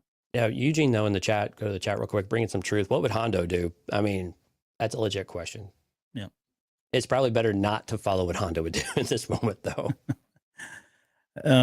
Okay, we'll wrap up with the Cassian Andor storyline, which I think was probably the better one for all the obvious reasons. For me, at least, it was. Okay, so we start on the production floor. It opens up with Olaf, his declining health that we keep seeing. We talked about it in the last episode. I think we called it and said he wasn't going to make it. Like, he was going to be a weak link, and it pretty much played out that way. Right. But I do feel like there were a couple things here. When Kino comes up to Olaf after he's kind of like, falling behind, he says, you're the next man out, the shortest of the short. Right. He's almost a little bit altruistic in terms of the way he's coming across. Like, he almost, like he feel like you get the sense that he feels for him. Like, he's really, he's rooting for Olaf to make it out of here. And it's important. Yeah, it's hope for Kino, right? It's hope for Kino, right? It's because he has to believe this, and this becomes pivotal at the very end. He believes in the system, and he has to believe in the system, right? That's the only thing that's keeping him going, is his faith that this is pure hell, and I hate it. But if Olaf can get out, I can get out, right? That's given him the hope that he needs. And so, I don't know what his relationship with everybody else. It sounds like it is pretty standoffish, but for somebody like Olaf, because he's older, maybe they've been in there for a long time together or whatever. He calls him Uli. Uli, yeah, he's got like a little, nickname for him and all that. But it was good to see that moment of that in Kino, which I think is awesome, especially the way with this episode ended, because it kind of leads to a couple of things. Cassian, though, in that same scene, does something interesting where, he does the switching thing, and somebody says, well, what is his name? Keith? Is that his name? Yeah, Keith Kirgel. Keith Kirgel, whatever his name is. So he says that, Keith is faster, he can do this better or whatever. And then when Kino asks who did it, he says Taga did it. Or Targa, whatever. Taga, I think it's Taga, yep. Yeah. So in my mind, the way I read that was, he's like building the confidence, building the trust, right, of his, because he knows he's going to need all these people. You know what I mean? they're not going to rally behind him, and they're not going to fall in line with trying to escape because it's just so, unprofoundly thinkable that they would even try to escape something like this. When in his mind, it's probably the easiest thing in the world because of all the reasons he gave about the Empire not caring about who they are, no one's listening, they're so fat and lazy, whatever it is, all that stuff, right? But he's going to need the buy-in from these folks, and so you kind of see him. I mean, people are saying, "Oh, he's becoming a leader." I mean, yeah, sort of, but he's also somebody who knows how to. He's very charismatic, and he knows what buttons to push to get people to come on board with him. Right? He can build teams up like that, even while maybe not necessarily being a true leader. Like I just don't Right. know that I buy that he's going to be a leader just yet. But No, Andor's a thief. He's a swindler. yeah, it's He's exactly. you know, he's a smuggler of sorts, a scoundrel, in a lot of ways. He knows how to sweet talk. He knows how to build people up. He knows, we saw this in the very first episodes, right? Right. With Brasso. Those things of weighing on the relationships. You got to build the relationship or to get some sort of payoff out of it. And so he's kind of paying it forward in these small gestures and these small ways to, again, bridge some of that gap. He's not trying to be friends with him. He's not trying to, but he knows he needs to make sure that people will listen when the time comes that they need to listen, and that they'll do, and that he can depend on them, and that their behaviors are predictable. Yeah. And I think that's that's something that we have to learn in this episode, is that he is very overtly learning the habits of the Empire, what they do, what their routines are, and they're communicating. But it's just as important to know what to expect with your crew and the people there. That's why they're doing so well, right? That's why they're in the top one or the two, or top one or two every time, it seems. They're doing really well because of that anticipation about how you work as a team. But when push comes to shove and things get really nasty, you have to know, and he's already learned this lesson with skiing. What's going to happen when the klaxons start going and things get chaotic. I have to know who is going to stab me in the back. Yeah. Or if they will, or if I can depend on them and they will have my back as we go through. Yeah. And so these are the things you have to pay that forward. You have to build that. And he knows he's running short on time now too. Right. And so I anticipate that getting a bit more overt, a bit stronger. Yeah, no, all good stuff there, and I agree. Like it was a good move on Andor's part, for the reasons that you just explained. There's and Cassian he asks a question of Kino. It seems very innocuous, like, hey, new man's coming tomorrow, right? They always bring a new man the next day. Yeah, Kino's like, yeah, and Kino, yeah, exactly. He's looking around, but this harks back to what we know about Andor, right? He pays attention. very He sweats the observant. details. He's thinking about all these things and logging all of this stuff, and he's doing a ton of analysis even when you don't think he's doing this stuff. And so he's testing it just to make sure. Okay, my theory is that when a new man goes out, one comes in immediately the next day, and then we see this happen. The very next day happens, right? And we get Andor saying he's going to take his run, so he goes out into the bathroom. He's got that pipe that he's cutting at. Right. They didn't really make a big deal about it, but I imagine this is part of his escape plan of some sort.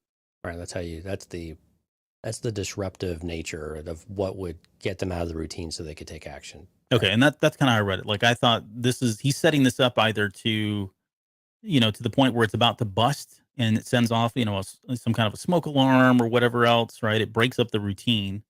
And so someone's going to have to come down that platform. When that does, that's when they're going to spring this whole kind of plan that they're coming up with. But right, yeah, because while they have new man on the floor, they can't always predict when that'll happen, right? Right. Yep. And then there's the friend. I didn't catch his name, if they gave him a name, but he's standing there next to that other guy who seems in like this is which is good because now it's more than just his team, right? You get the sense that he's now been working the other people in the room because it's not going to be 5 people that do this. It's going to take more than that. Right. But they're basically casing the joint, for lack of a better term, right? He notices there's 2 men back, 2 weapons, no boots. There's freaking guardrails, which just blows my mind. Are you okay? Yeah, no. I saw that and I heard it. I was like, wow, Albert's world is probably upside down that the Empire has guardrails on. Well, and I didn't even notice it. It only came out because they talked about it, right? He says the guardrails are not wired, and they went to great lengths to show us that poor sap that got zapped, and him falling on the guardrails and nothing happening. But then I thought, well, yeah, wait a minute, why are there guardrails? This is the Empire. And but go figure, it's the one time they have them. That's going in to be jail. their undoing, right? Yeah, right, exactly. Maybe this is a reason why in later plans This they is why don't they have got rid of handrails, them. right? Because this went really horribly wrong for them. And then he says nothing that moves can fry you. So, I don't know if that means more than just the elevator going up and down. Maybe there's something more to that. But again, all of these are the details that he's kind of putting together as part of coming up with this new plan. Yeah. But he says he's got a new idea, no longer waiting until the elevator. So it sounds like they're going to wait. They were going to originally wait till the elevator came all the way to down. Right. Now it sounds they're going to wait about halfway, probably jump that, take that guard out, Right. and then get it stuck somehow. I don't know what that is. They want to make it stop like kind of halfway down. So Yeah.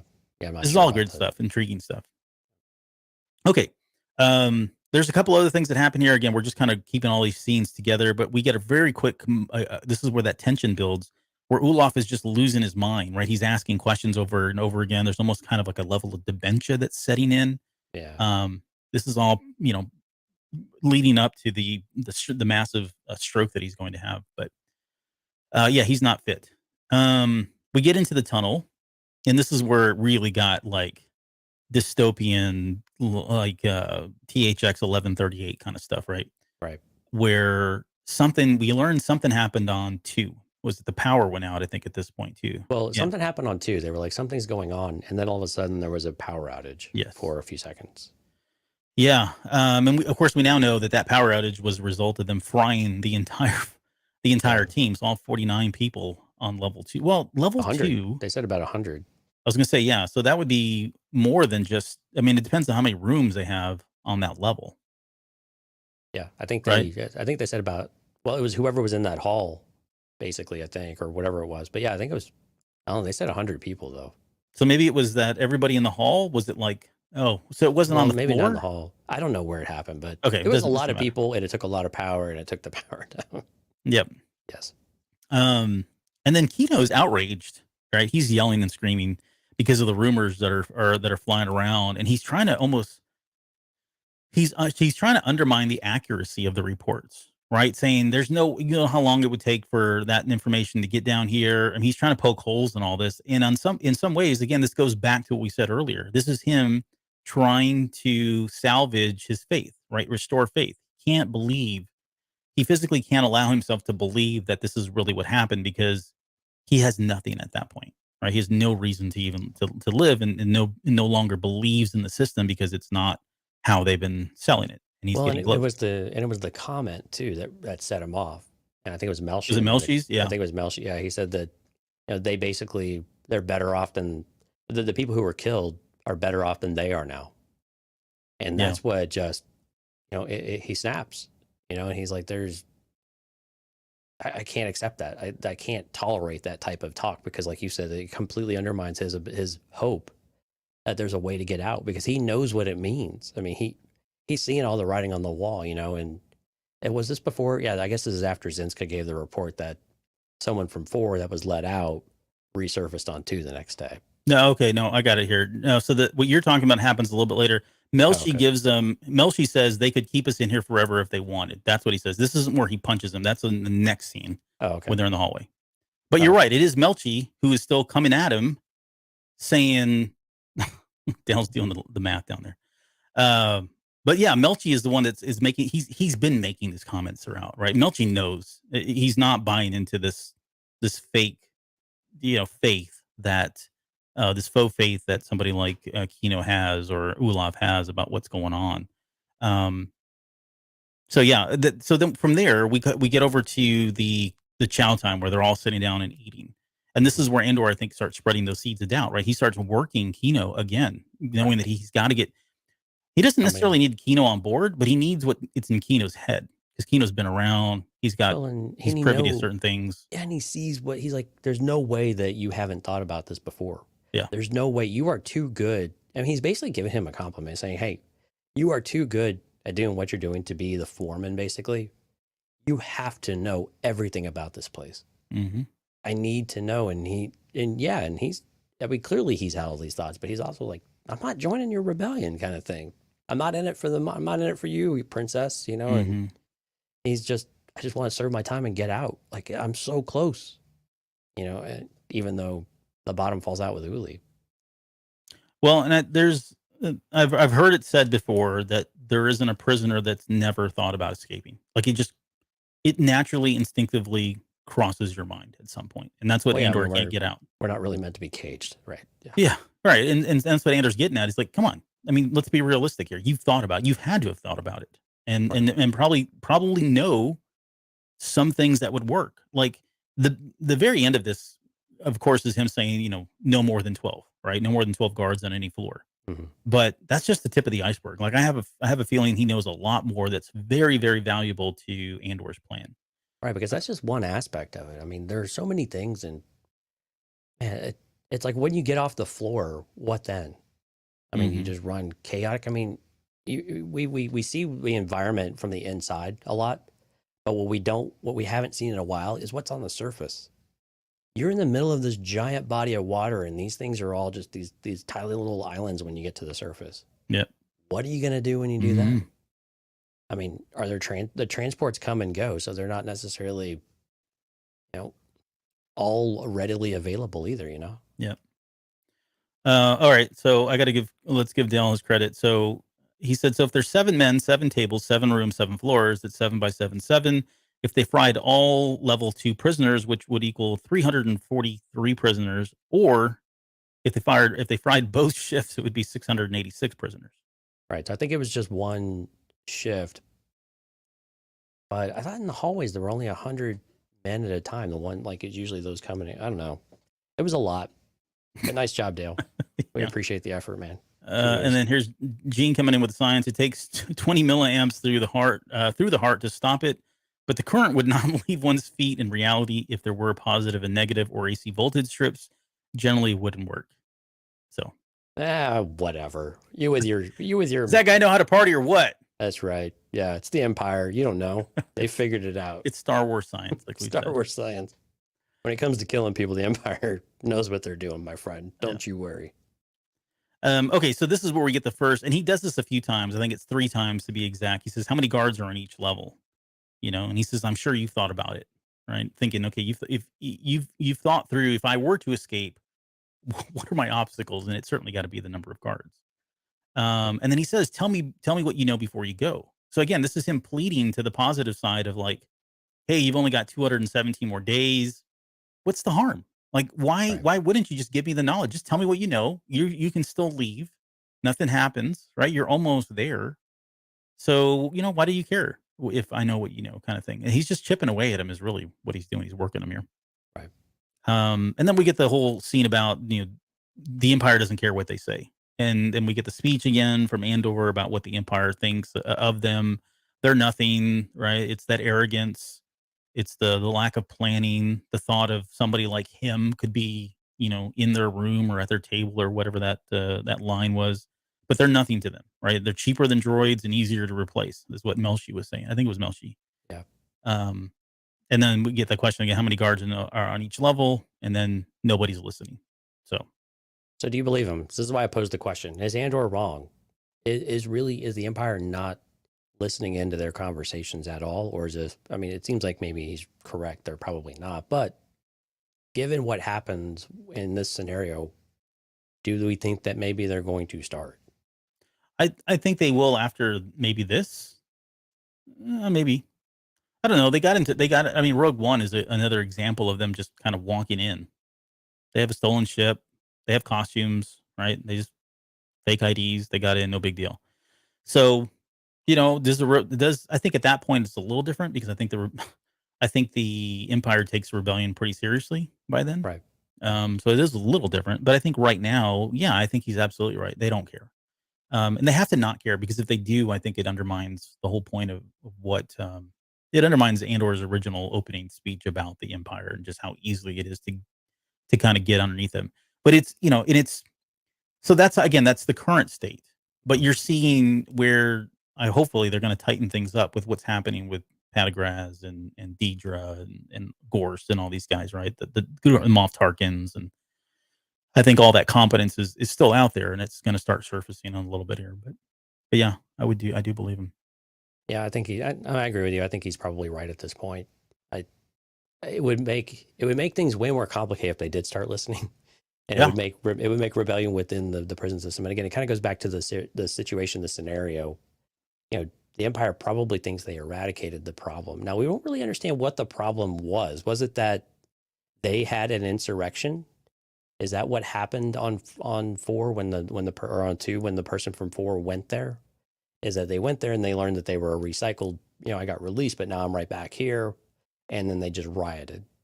And that's why they fried the whole floor. Was that the disruption? Like, we don't know the exact circumstances. We don't know the situation as it went down to understand why it was that extreme of a case to do it. Right. Yeah. So was it we'll jump ahead here to Rassiv was his name, the med tech. I didn't catch his name. Yeah. Yeah, it was in the subtitles of all things. So he's the one that kind of gives it away. He basically says that there was a man that was, quote, released from 4, and they sent him to 2 by mistake. So the way I read that or interpreted that was the Empire screwed up. They released him from this prison, and they should have sent him to another one. But instead, they recycled him back into 2. So he went from 4 now to 2. People on 2 realized, holy crap, wait a second. And it could have been, or they could have revolted. They could have been, they had to, because he said, you got to keep your men in line, right? As soon as these people found out, they probably were like, screw this. This is not fair. Why is he back? We know who he is, kind of thing. And then they just said, you know what? Before this starts to spread and they have everybody uprising, they just fried the entire group. Yeah. Again, we can replace them. Well, it goes back to what Andor said, before. The less the Empire thinks we know, the better. Right? Yes, exactly. Right. We have to pretend like we know nothing. We're mindless cows punching the clock, doing what we've been forced to do, and we're happy about it, kind of thing. Okay. I didn't catch that part. That makes a lot more sense to me now. I've only been able to watch the episode once, unfortunately. But okay, so that makes a lot more sense, so that they recycled them in the wrong way. They got in the wrong system, so they stayed rather than moving off to another facility entirely. Yeah. So again, there was never any release. They were just supposed to be moved somewhere else, and the Empire showed its incompetency yet again. Yeah. And that's where Kino breaks, right? That was the last straw, because now it's everything Melchi's been saying. Well, and he had to say it, though. I think it was really important for him to say it, that we're never getting out of here, are we? Yeah. Yeah, they're not. Let's see where we were talking about. To hear the loss of hope in the medic, though. I mean, it was really hard to hear. Like, I mean, you could just tell he was just done. He's like, I don't help anybody here. Like, I don't even believe I'm he's making a medic. things worse. Well, I think, maybe, or he's trained to be one effectively. But I mean, again, him prolonging life, he's like, why? Like, why would I do that to you guys? I don't, and that's why he didn't want to know. I don't want to know his name. I don't want to know anything about you guys. I don't want to hear anything about how long you got. I don't want to know anything, because it just makes me feel like a horrible, horrible person. Yeah. And I don't want to hear like you guys have hope, because you're ignorant and you shouldn't, because all hope is lost. Yeah. I mean, it was just really hard to hear. I mean, it was just sad. I don't think he's in my head canon. I don't even think he's a medic. I really don't. I think he was a vet. And they said, you know what? You are close enough. Close enough, yeah. Here's this toolbox.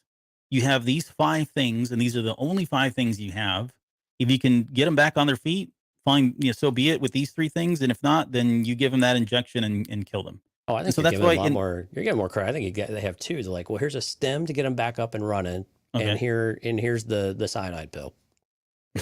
Yeah, I'm giving him too much credit. It's probably 2 options, because he even says, I can't save him. I don't remember what he says, but it does sound like he's just like, I don't know, man.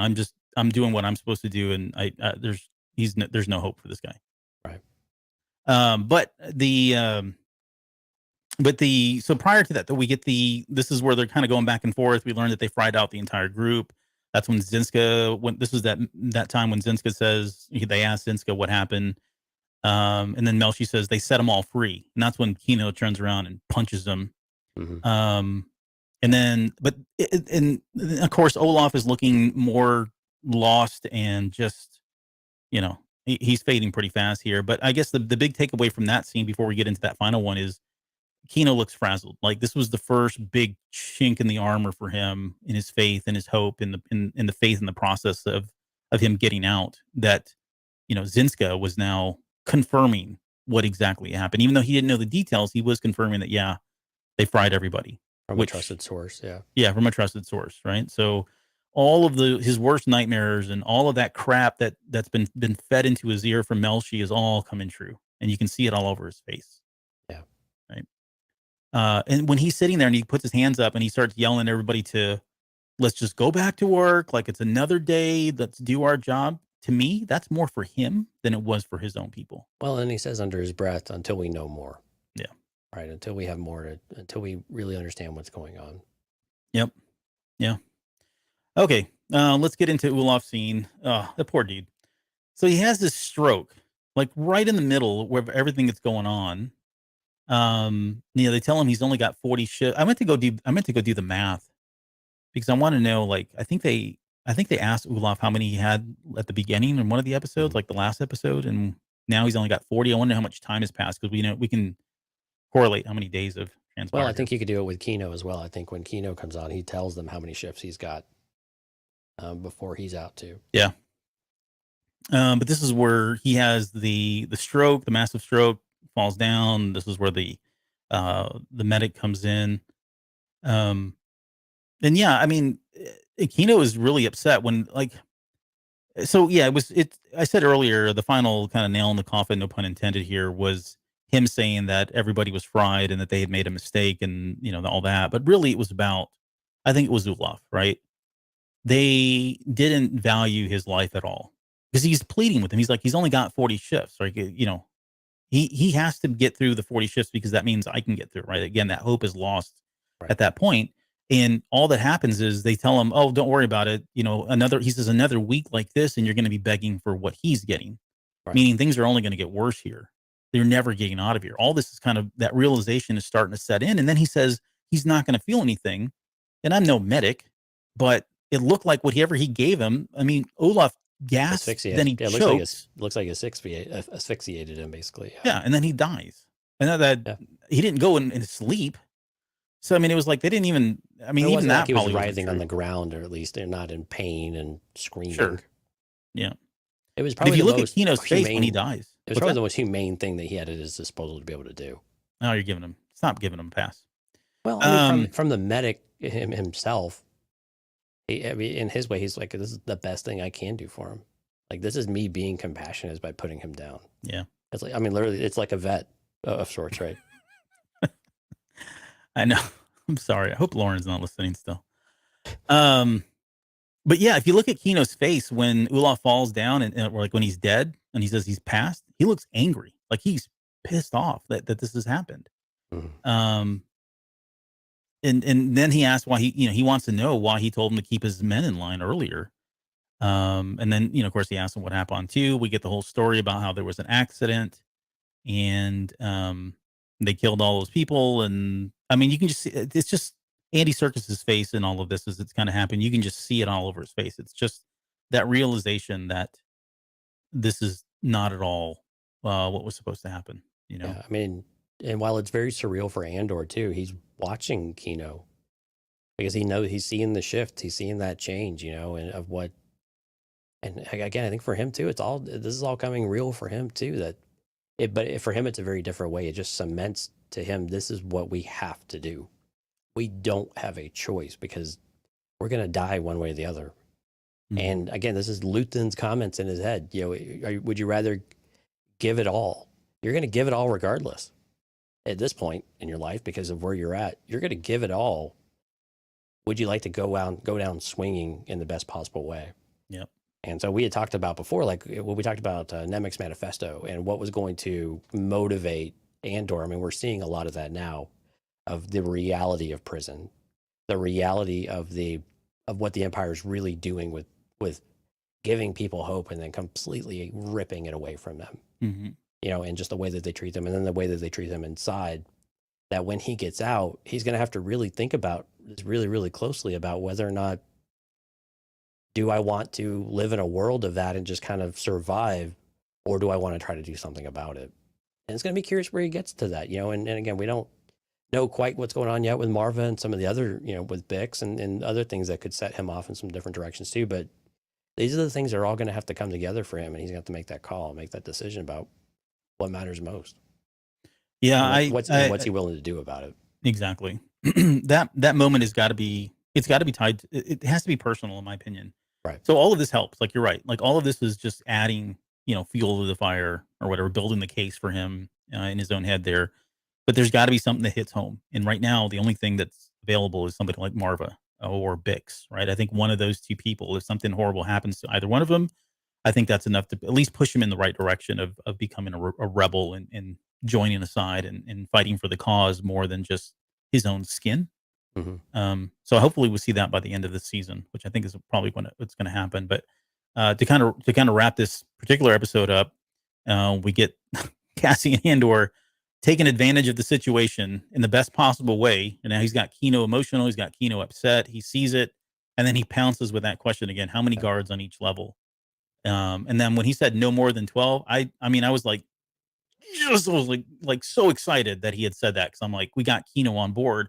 And we know there's something deep in him. There's something good about him, right? Like, again, talking about... he's not. He's a clone of the Emperor. What are you talking about?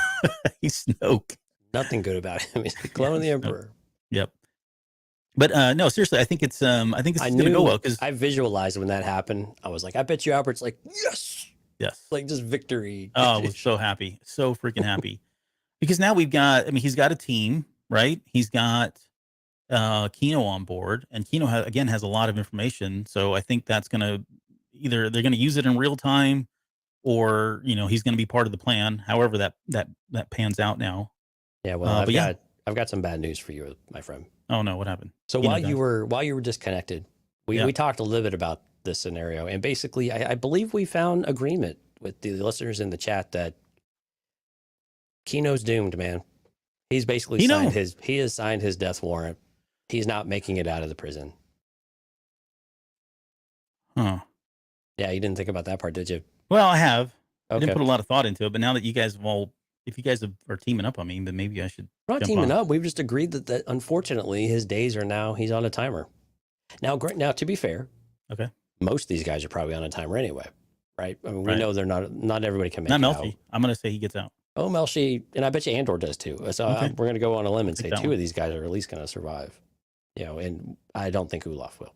No. But I mean, yeah, I think Kino now is, yeah. You know what we got to do though? We got to fire up the death watch list, unfortunately. We got to figure out who's going to make it out. Who do we care enough to make it out, I guess. But we'll do that. Hey, that'll be the next Patreon. We'll do the Death Watch episode of who makes it out of this episode, or the next episode here, or out of the prison system. I don't know how I feel about that. Like, I definitely see it as a scenario. Like, I can see where Kino as a character, he got so close and all that. But at the same time, the reason I feel like he would get out is for the opposite. Like, he's now, I don't know. It's hard to say with these writers, to be honest, because they could give us that would be a tragic moment, because you have a character who's now come to the light, right? But not in a traditional sense where they do something that saves everybody and all of that. I mean, that could still happen. I have to think about that. I'm going to say no, he lives, just so I can stick it to all of you later if I'm right. And you guys can pile on me too. That's fine. But yeah, no, I feel like he's going to live. I really do, sincerely. He's going to live out his days with Cut and draw, have a family. Have a family. I don't think it's going to go that far. I mean, I think he would be one that parts ways. Like, he joined a rebellion, right? Is he going to show up in Bad Batch now in January? Yeah, right. Is that what you're saying? Maybe. But no, I can see him like, gonna get a really young Kino. See you later. I'm out of here. I'm going my way. You go your way. But he's not. I don't think he's in it for anything else other than to save his own skin, because he's got to have something to look forward to. Well, so that last part, I don't know that I necessarily agree with. I think he does. I think we saw this with Olaf. I think he does care about the people around him. I think he's not allowed himself that to really gain any kind of steam, or allowed himself to connect with them in that certain way, though, and to actually form a bond with them, maybe what I'm trying to say. But I think there's caring there. I mean, it's hard to be with a bunch of people day in and day out and not have some sort of connection with some of them, right? And so I think in some way he probably cared. In some way, as the foreman, I imagine that he's like, I'm so hard on them because I want to keep them alive. when we work hard and when we do all the right things and our floor does well, I mean, yeah, he's kind of, building himself up too. Like I do better, but he also knows that for the most part, everybody benefits from that. And then he still has to watch the punishment every single time, but it's a cruel reminder about why they stay in line, but it doesn't mean that he's had to insulate himself. He's been there so long that he would have driven himself crazy otherwise. Yeah. But I think he cares. And I think that's why he'll die. Because the people that care usually die. Lauren says, sometimes I feel like the reason he was being so hard on people was because he was trying to protect his floor, which is what you said. And again, there's a delay. So that's why. Yeah. She just said, Ian Jonesy just said the same thing. I want to believe that. I don't believe it though. I wow. I mean, I do. Like, I really do. Like, I like the character. I love the character Kino. I just think that you think he's just self-motivated, huh? Well, look, man, self-interested? Take it from me, and I know this from firsthand. Prison changes you, right? No, I'm kidding. I don't know that. I was sitting there like in shock for a minute. But I've heard prison changes you, right? I just don't. I have to right now. I don't have a lot to go. I mean, okay. Again, I hope that's true, but the way he was the way he's been, the way he introduced himself. Yeah, did he have bonds with like Olaf? Absolutely, right. We talked about Uli as kind of a nickname. I think that's probably the rare exception. For me, it was all about he's focusing on his time. Like he doesn't care about those people, in my opinion. He just wants to get the job done because that means one less day that he's in this whole thing. Now that's all changed, I think it's different. I think he is willing to fall in line, help each other, have a maybe something more comes out of that. But I don't think that he's got I don't think he's looking for a relationship after ever how many days, years he's been in prison, that if they got out, he's going to be like, hey, I want to stick with you guys. I think he's done. Like it's all about himself. I agree with that, but I think if you were to ask him something about every single person in his purview, I bet you he could tell you every little thing about them that's been communicated, about what motivates them, what drives them, what they care about, what they left, what their families, what they left behind, what they want to do. I bet you he pays attention and he hears all of it, and it weighs on him, and that's why he's insulated himself from that emotional attachment to them and that emotional connection. But I don't think that makes him heartless in that way. I think it's just that he's not allowed himself to be. He just can't allow himself to, because he would crumble under that pressure and under that guilt every time seeing these guys get fried every single shift. We know a table will get fried every single shift, and so to be able to watch that and know that you have all this and to be able to care and form relationships with them, it's just a non-starter where he's at. This is why, we talk about management and stuff a lot. This is why managers get a little bit disconnected from their staff, right? Because there are some things you can't relate to each other as you're on a different tier of things. And if you do, you get drawn into it a little bit too much. And you can. It's detrimental for everybody involved, not just your own career, but just for everybody. And again, he can't seem to be playing favorites though either. So I think he does care. I think we're going to find out that he does, going on here. I think we're going to find out that he really does know these guys and does care about their well-being. He's just not be able to do anything about it. He's not going to make waves. And I think to your point, he's now been conditioned enough that says, well, I just have to keep my head down. The only thing I can control is what I can control. And that's what I do. Yeah. And that's just kind of where he's been left. We'll just make that the next Patreon. Does Kino care about his people? Yes. This was short. Thank you, Patreon. Yeah, thank you, Patreon. Cha-ching. I still say no. Okay. Well, you're starting to sound like a separatist. Okay, well, that's how the episode ends. Any, I guess, final thoughts on where's this going next? Like, we've got the prison break. Do you think that's going to happen in this next episode? Oh boy, that's a good question. I'm going to go with no, maybe not yet. I think maybe we have one more setup episode where we get all the pieces in place. I'm kind of curious what else is going on outside the prison, because the prison one, I think it's pretty well defined. We know where that's going specifically. Yeah.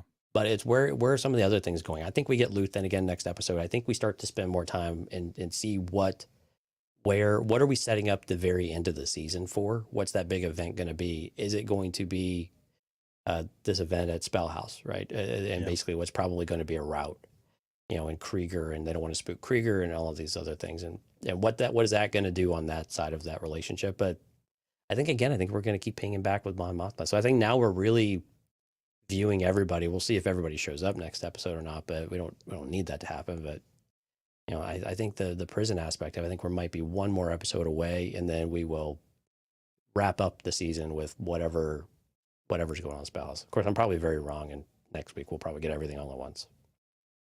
Yeah. There's I don't know where Karn's going.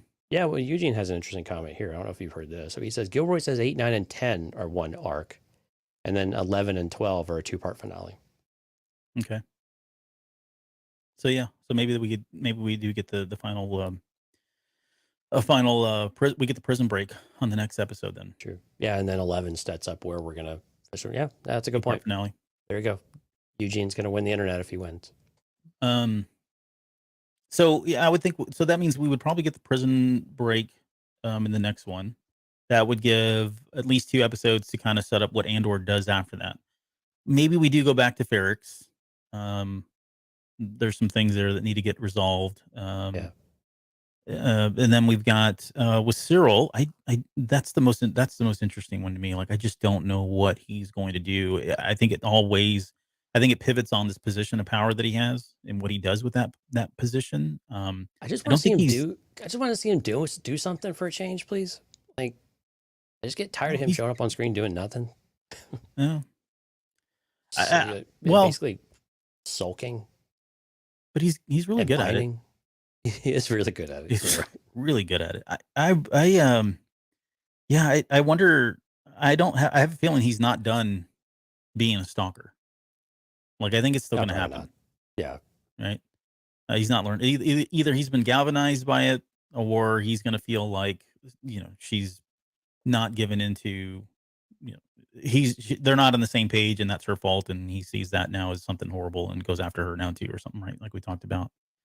And then Mothma, I don't know if we're going to meet this crime lord guy, this gangster or whatever, but it doesn't feel like that is really her storyline doesn't feel like it's going anywhere other than just trying to evade the Empire and fund the rebellion. Right. I don't see her joining. I mean, she's not. It seems like that's just going to be her thing, right? She's always going to be just doing the political stuff, and maybe there's a connection with Luthen. I mean, that's the only loose link that's here is that her connection with Luthen. But I think they've done a pretty good job of keeping that low key and undercover. So, right. So yeah. I'm actually really embarrassed. You were talking, I zoned out because I'm looking at the title card. It's got episode 8. I was like, why do I keep thinking this is episode 8 and not 9? It's because it's right in front of me, and I didn't update the stupid number on our. That's okay. Our card here. I did it everywhere else, but not on this one. Hey, you know what? At least you didn't start the show by saying our breakdown of No One Is Listening. So that is true. I totally botched the title of the episode. You're going to go re-record it, aren't you? Yeah. It's going to be. I'm going to make it like a different volume too. Right. Yeah. Nobody's listening. Right on top of No One Is Listening. Right. Hey, maybe you might get a call from Lucasfilm to do another documentary. All right. Any final thoughts on the episode? No, I genuinely think this might have been my favorite one so far, just because of how serious this thing is getting in general. But man, this is just all out ballers. I mean, this is great. This is really, really good stuff. Yep. This series is far exceeding my expectations, which were rather high. Which is really funny when I think back about Andor when it first announced. I really didn't really think too much about it. Didn't really care a whole lot about it. But oh my gosh, yeah, I'm on board. Yeah, there's a lot of people that I don't know. It's so weird. The reception is kind of all over the place, honestly. Well, and at work, so I gauge the people at work because they're just kind of your normal fans, right? I mean, when you and I talk to people very specifically, either they kind of listen to the show or they're really into it and they have a different perspective. So I'll talk to people at work and they weren't giving it a second. They weren't really get a second look. They're like, oh, I'll probably get to it. I'm like, stop what you're doing. Stop watching that House of Dragons stuff. Whatever all this nonsense is you guys want to do. Focus on Star Wars because that's what's most important. And go watch it because I knew they would like it based on their what they enjoy. Their interests, yeah. And it took them a couple weeks, but when they finally watched it, they came back to be like, "Oh my gosh, Yeah. like why didn't you tell me about this?" I'm like, "You need to shut up because I've been telling you about it for weeks now." So I've got some people too, I guess coworkers and personal friends that are I would call them Star Wars likers. I would call them fans, but they like Star Wars. if But they they were to weren't be really. murdered, if they were to be murdered by a rebel, would you become Cyril Karn? No, not at all. Jeez, man, But that's I'm dark. kidding. I'm kidding.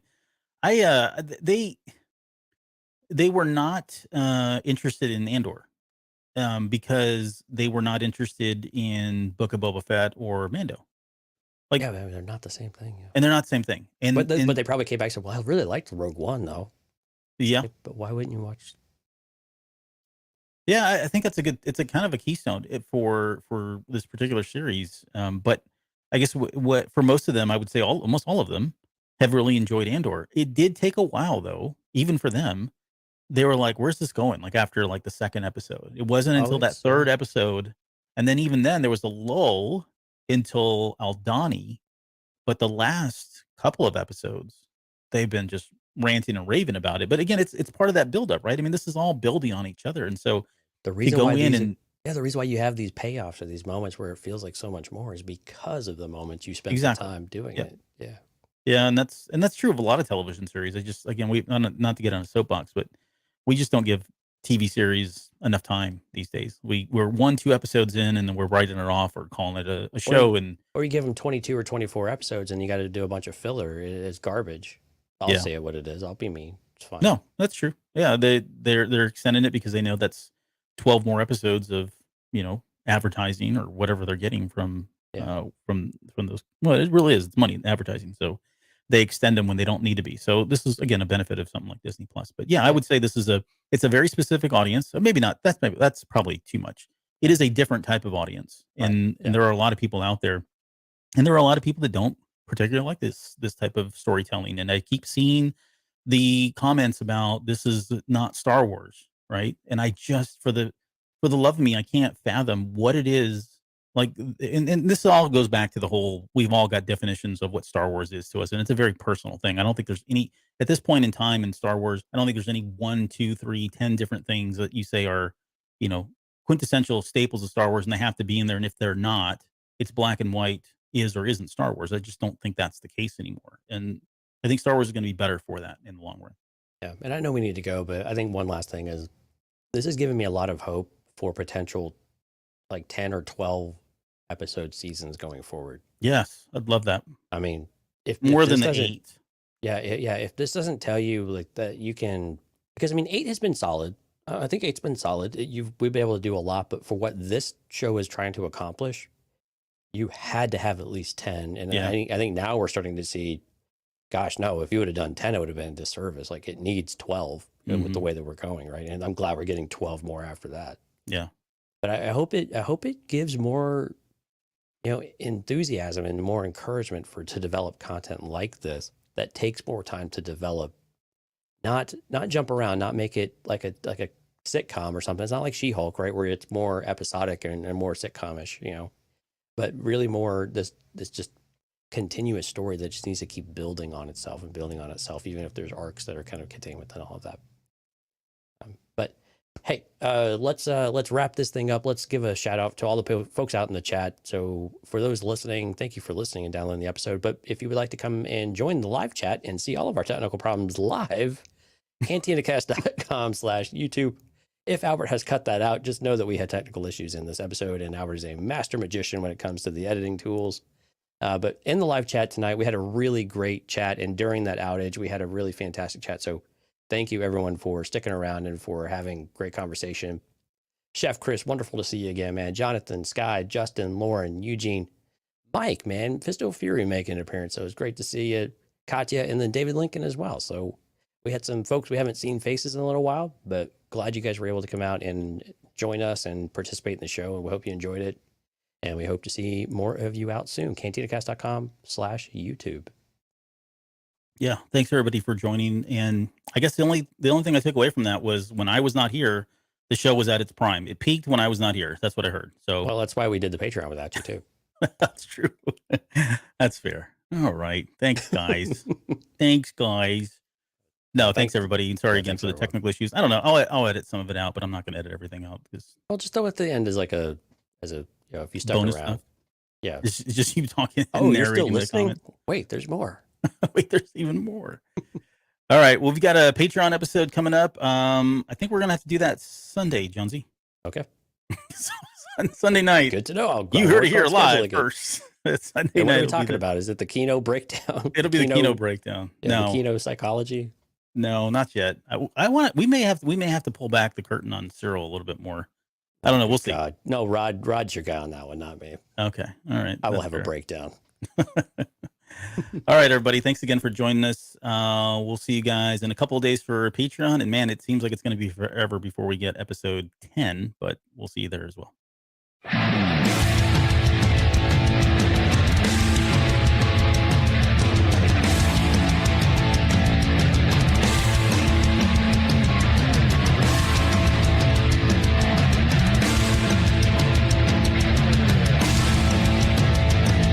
You're still listening? Wow, that's amazing. Well, I'm here to give you the disclaimer. Normally we do a big, long, drawn-out disclaimer thing saying what's what and who's what and all that other stuff, but I think you guys kind of know that Lucasfilm and Disney have no affiliation with us at all, and we have none with them. We talk about Star Wars, which is their property and all that other good, fun stuff, but I think you can tell which is our stuff and which is their stuff. If you can't, well, then send a lawyer to send an email to me and I'll be glad to chat with them. Other than that, you know what's what, so that's your disclaimer.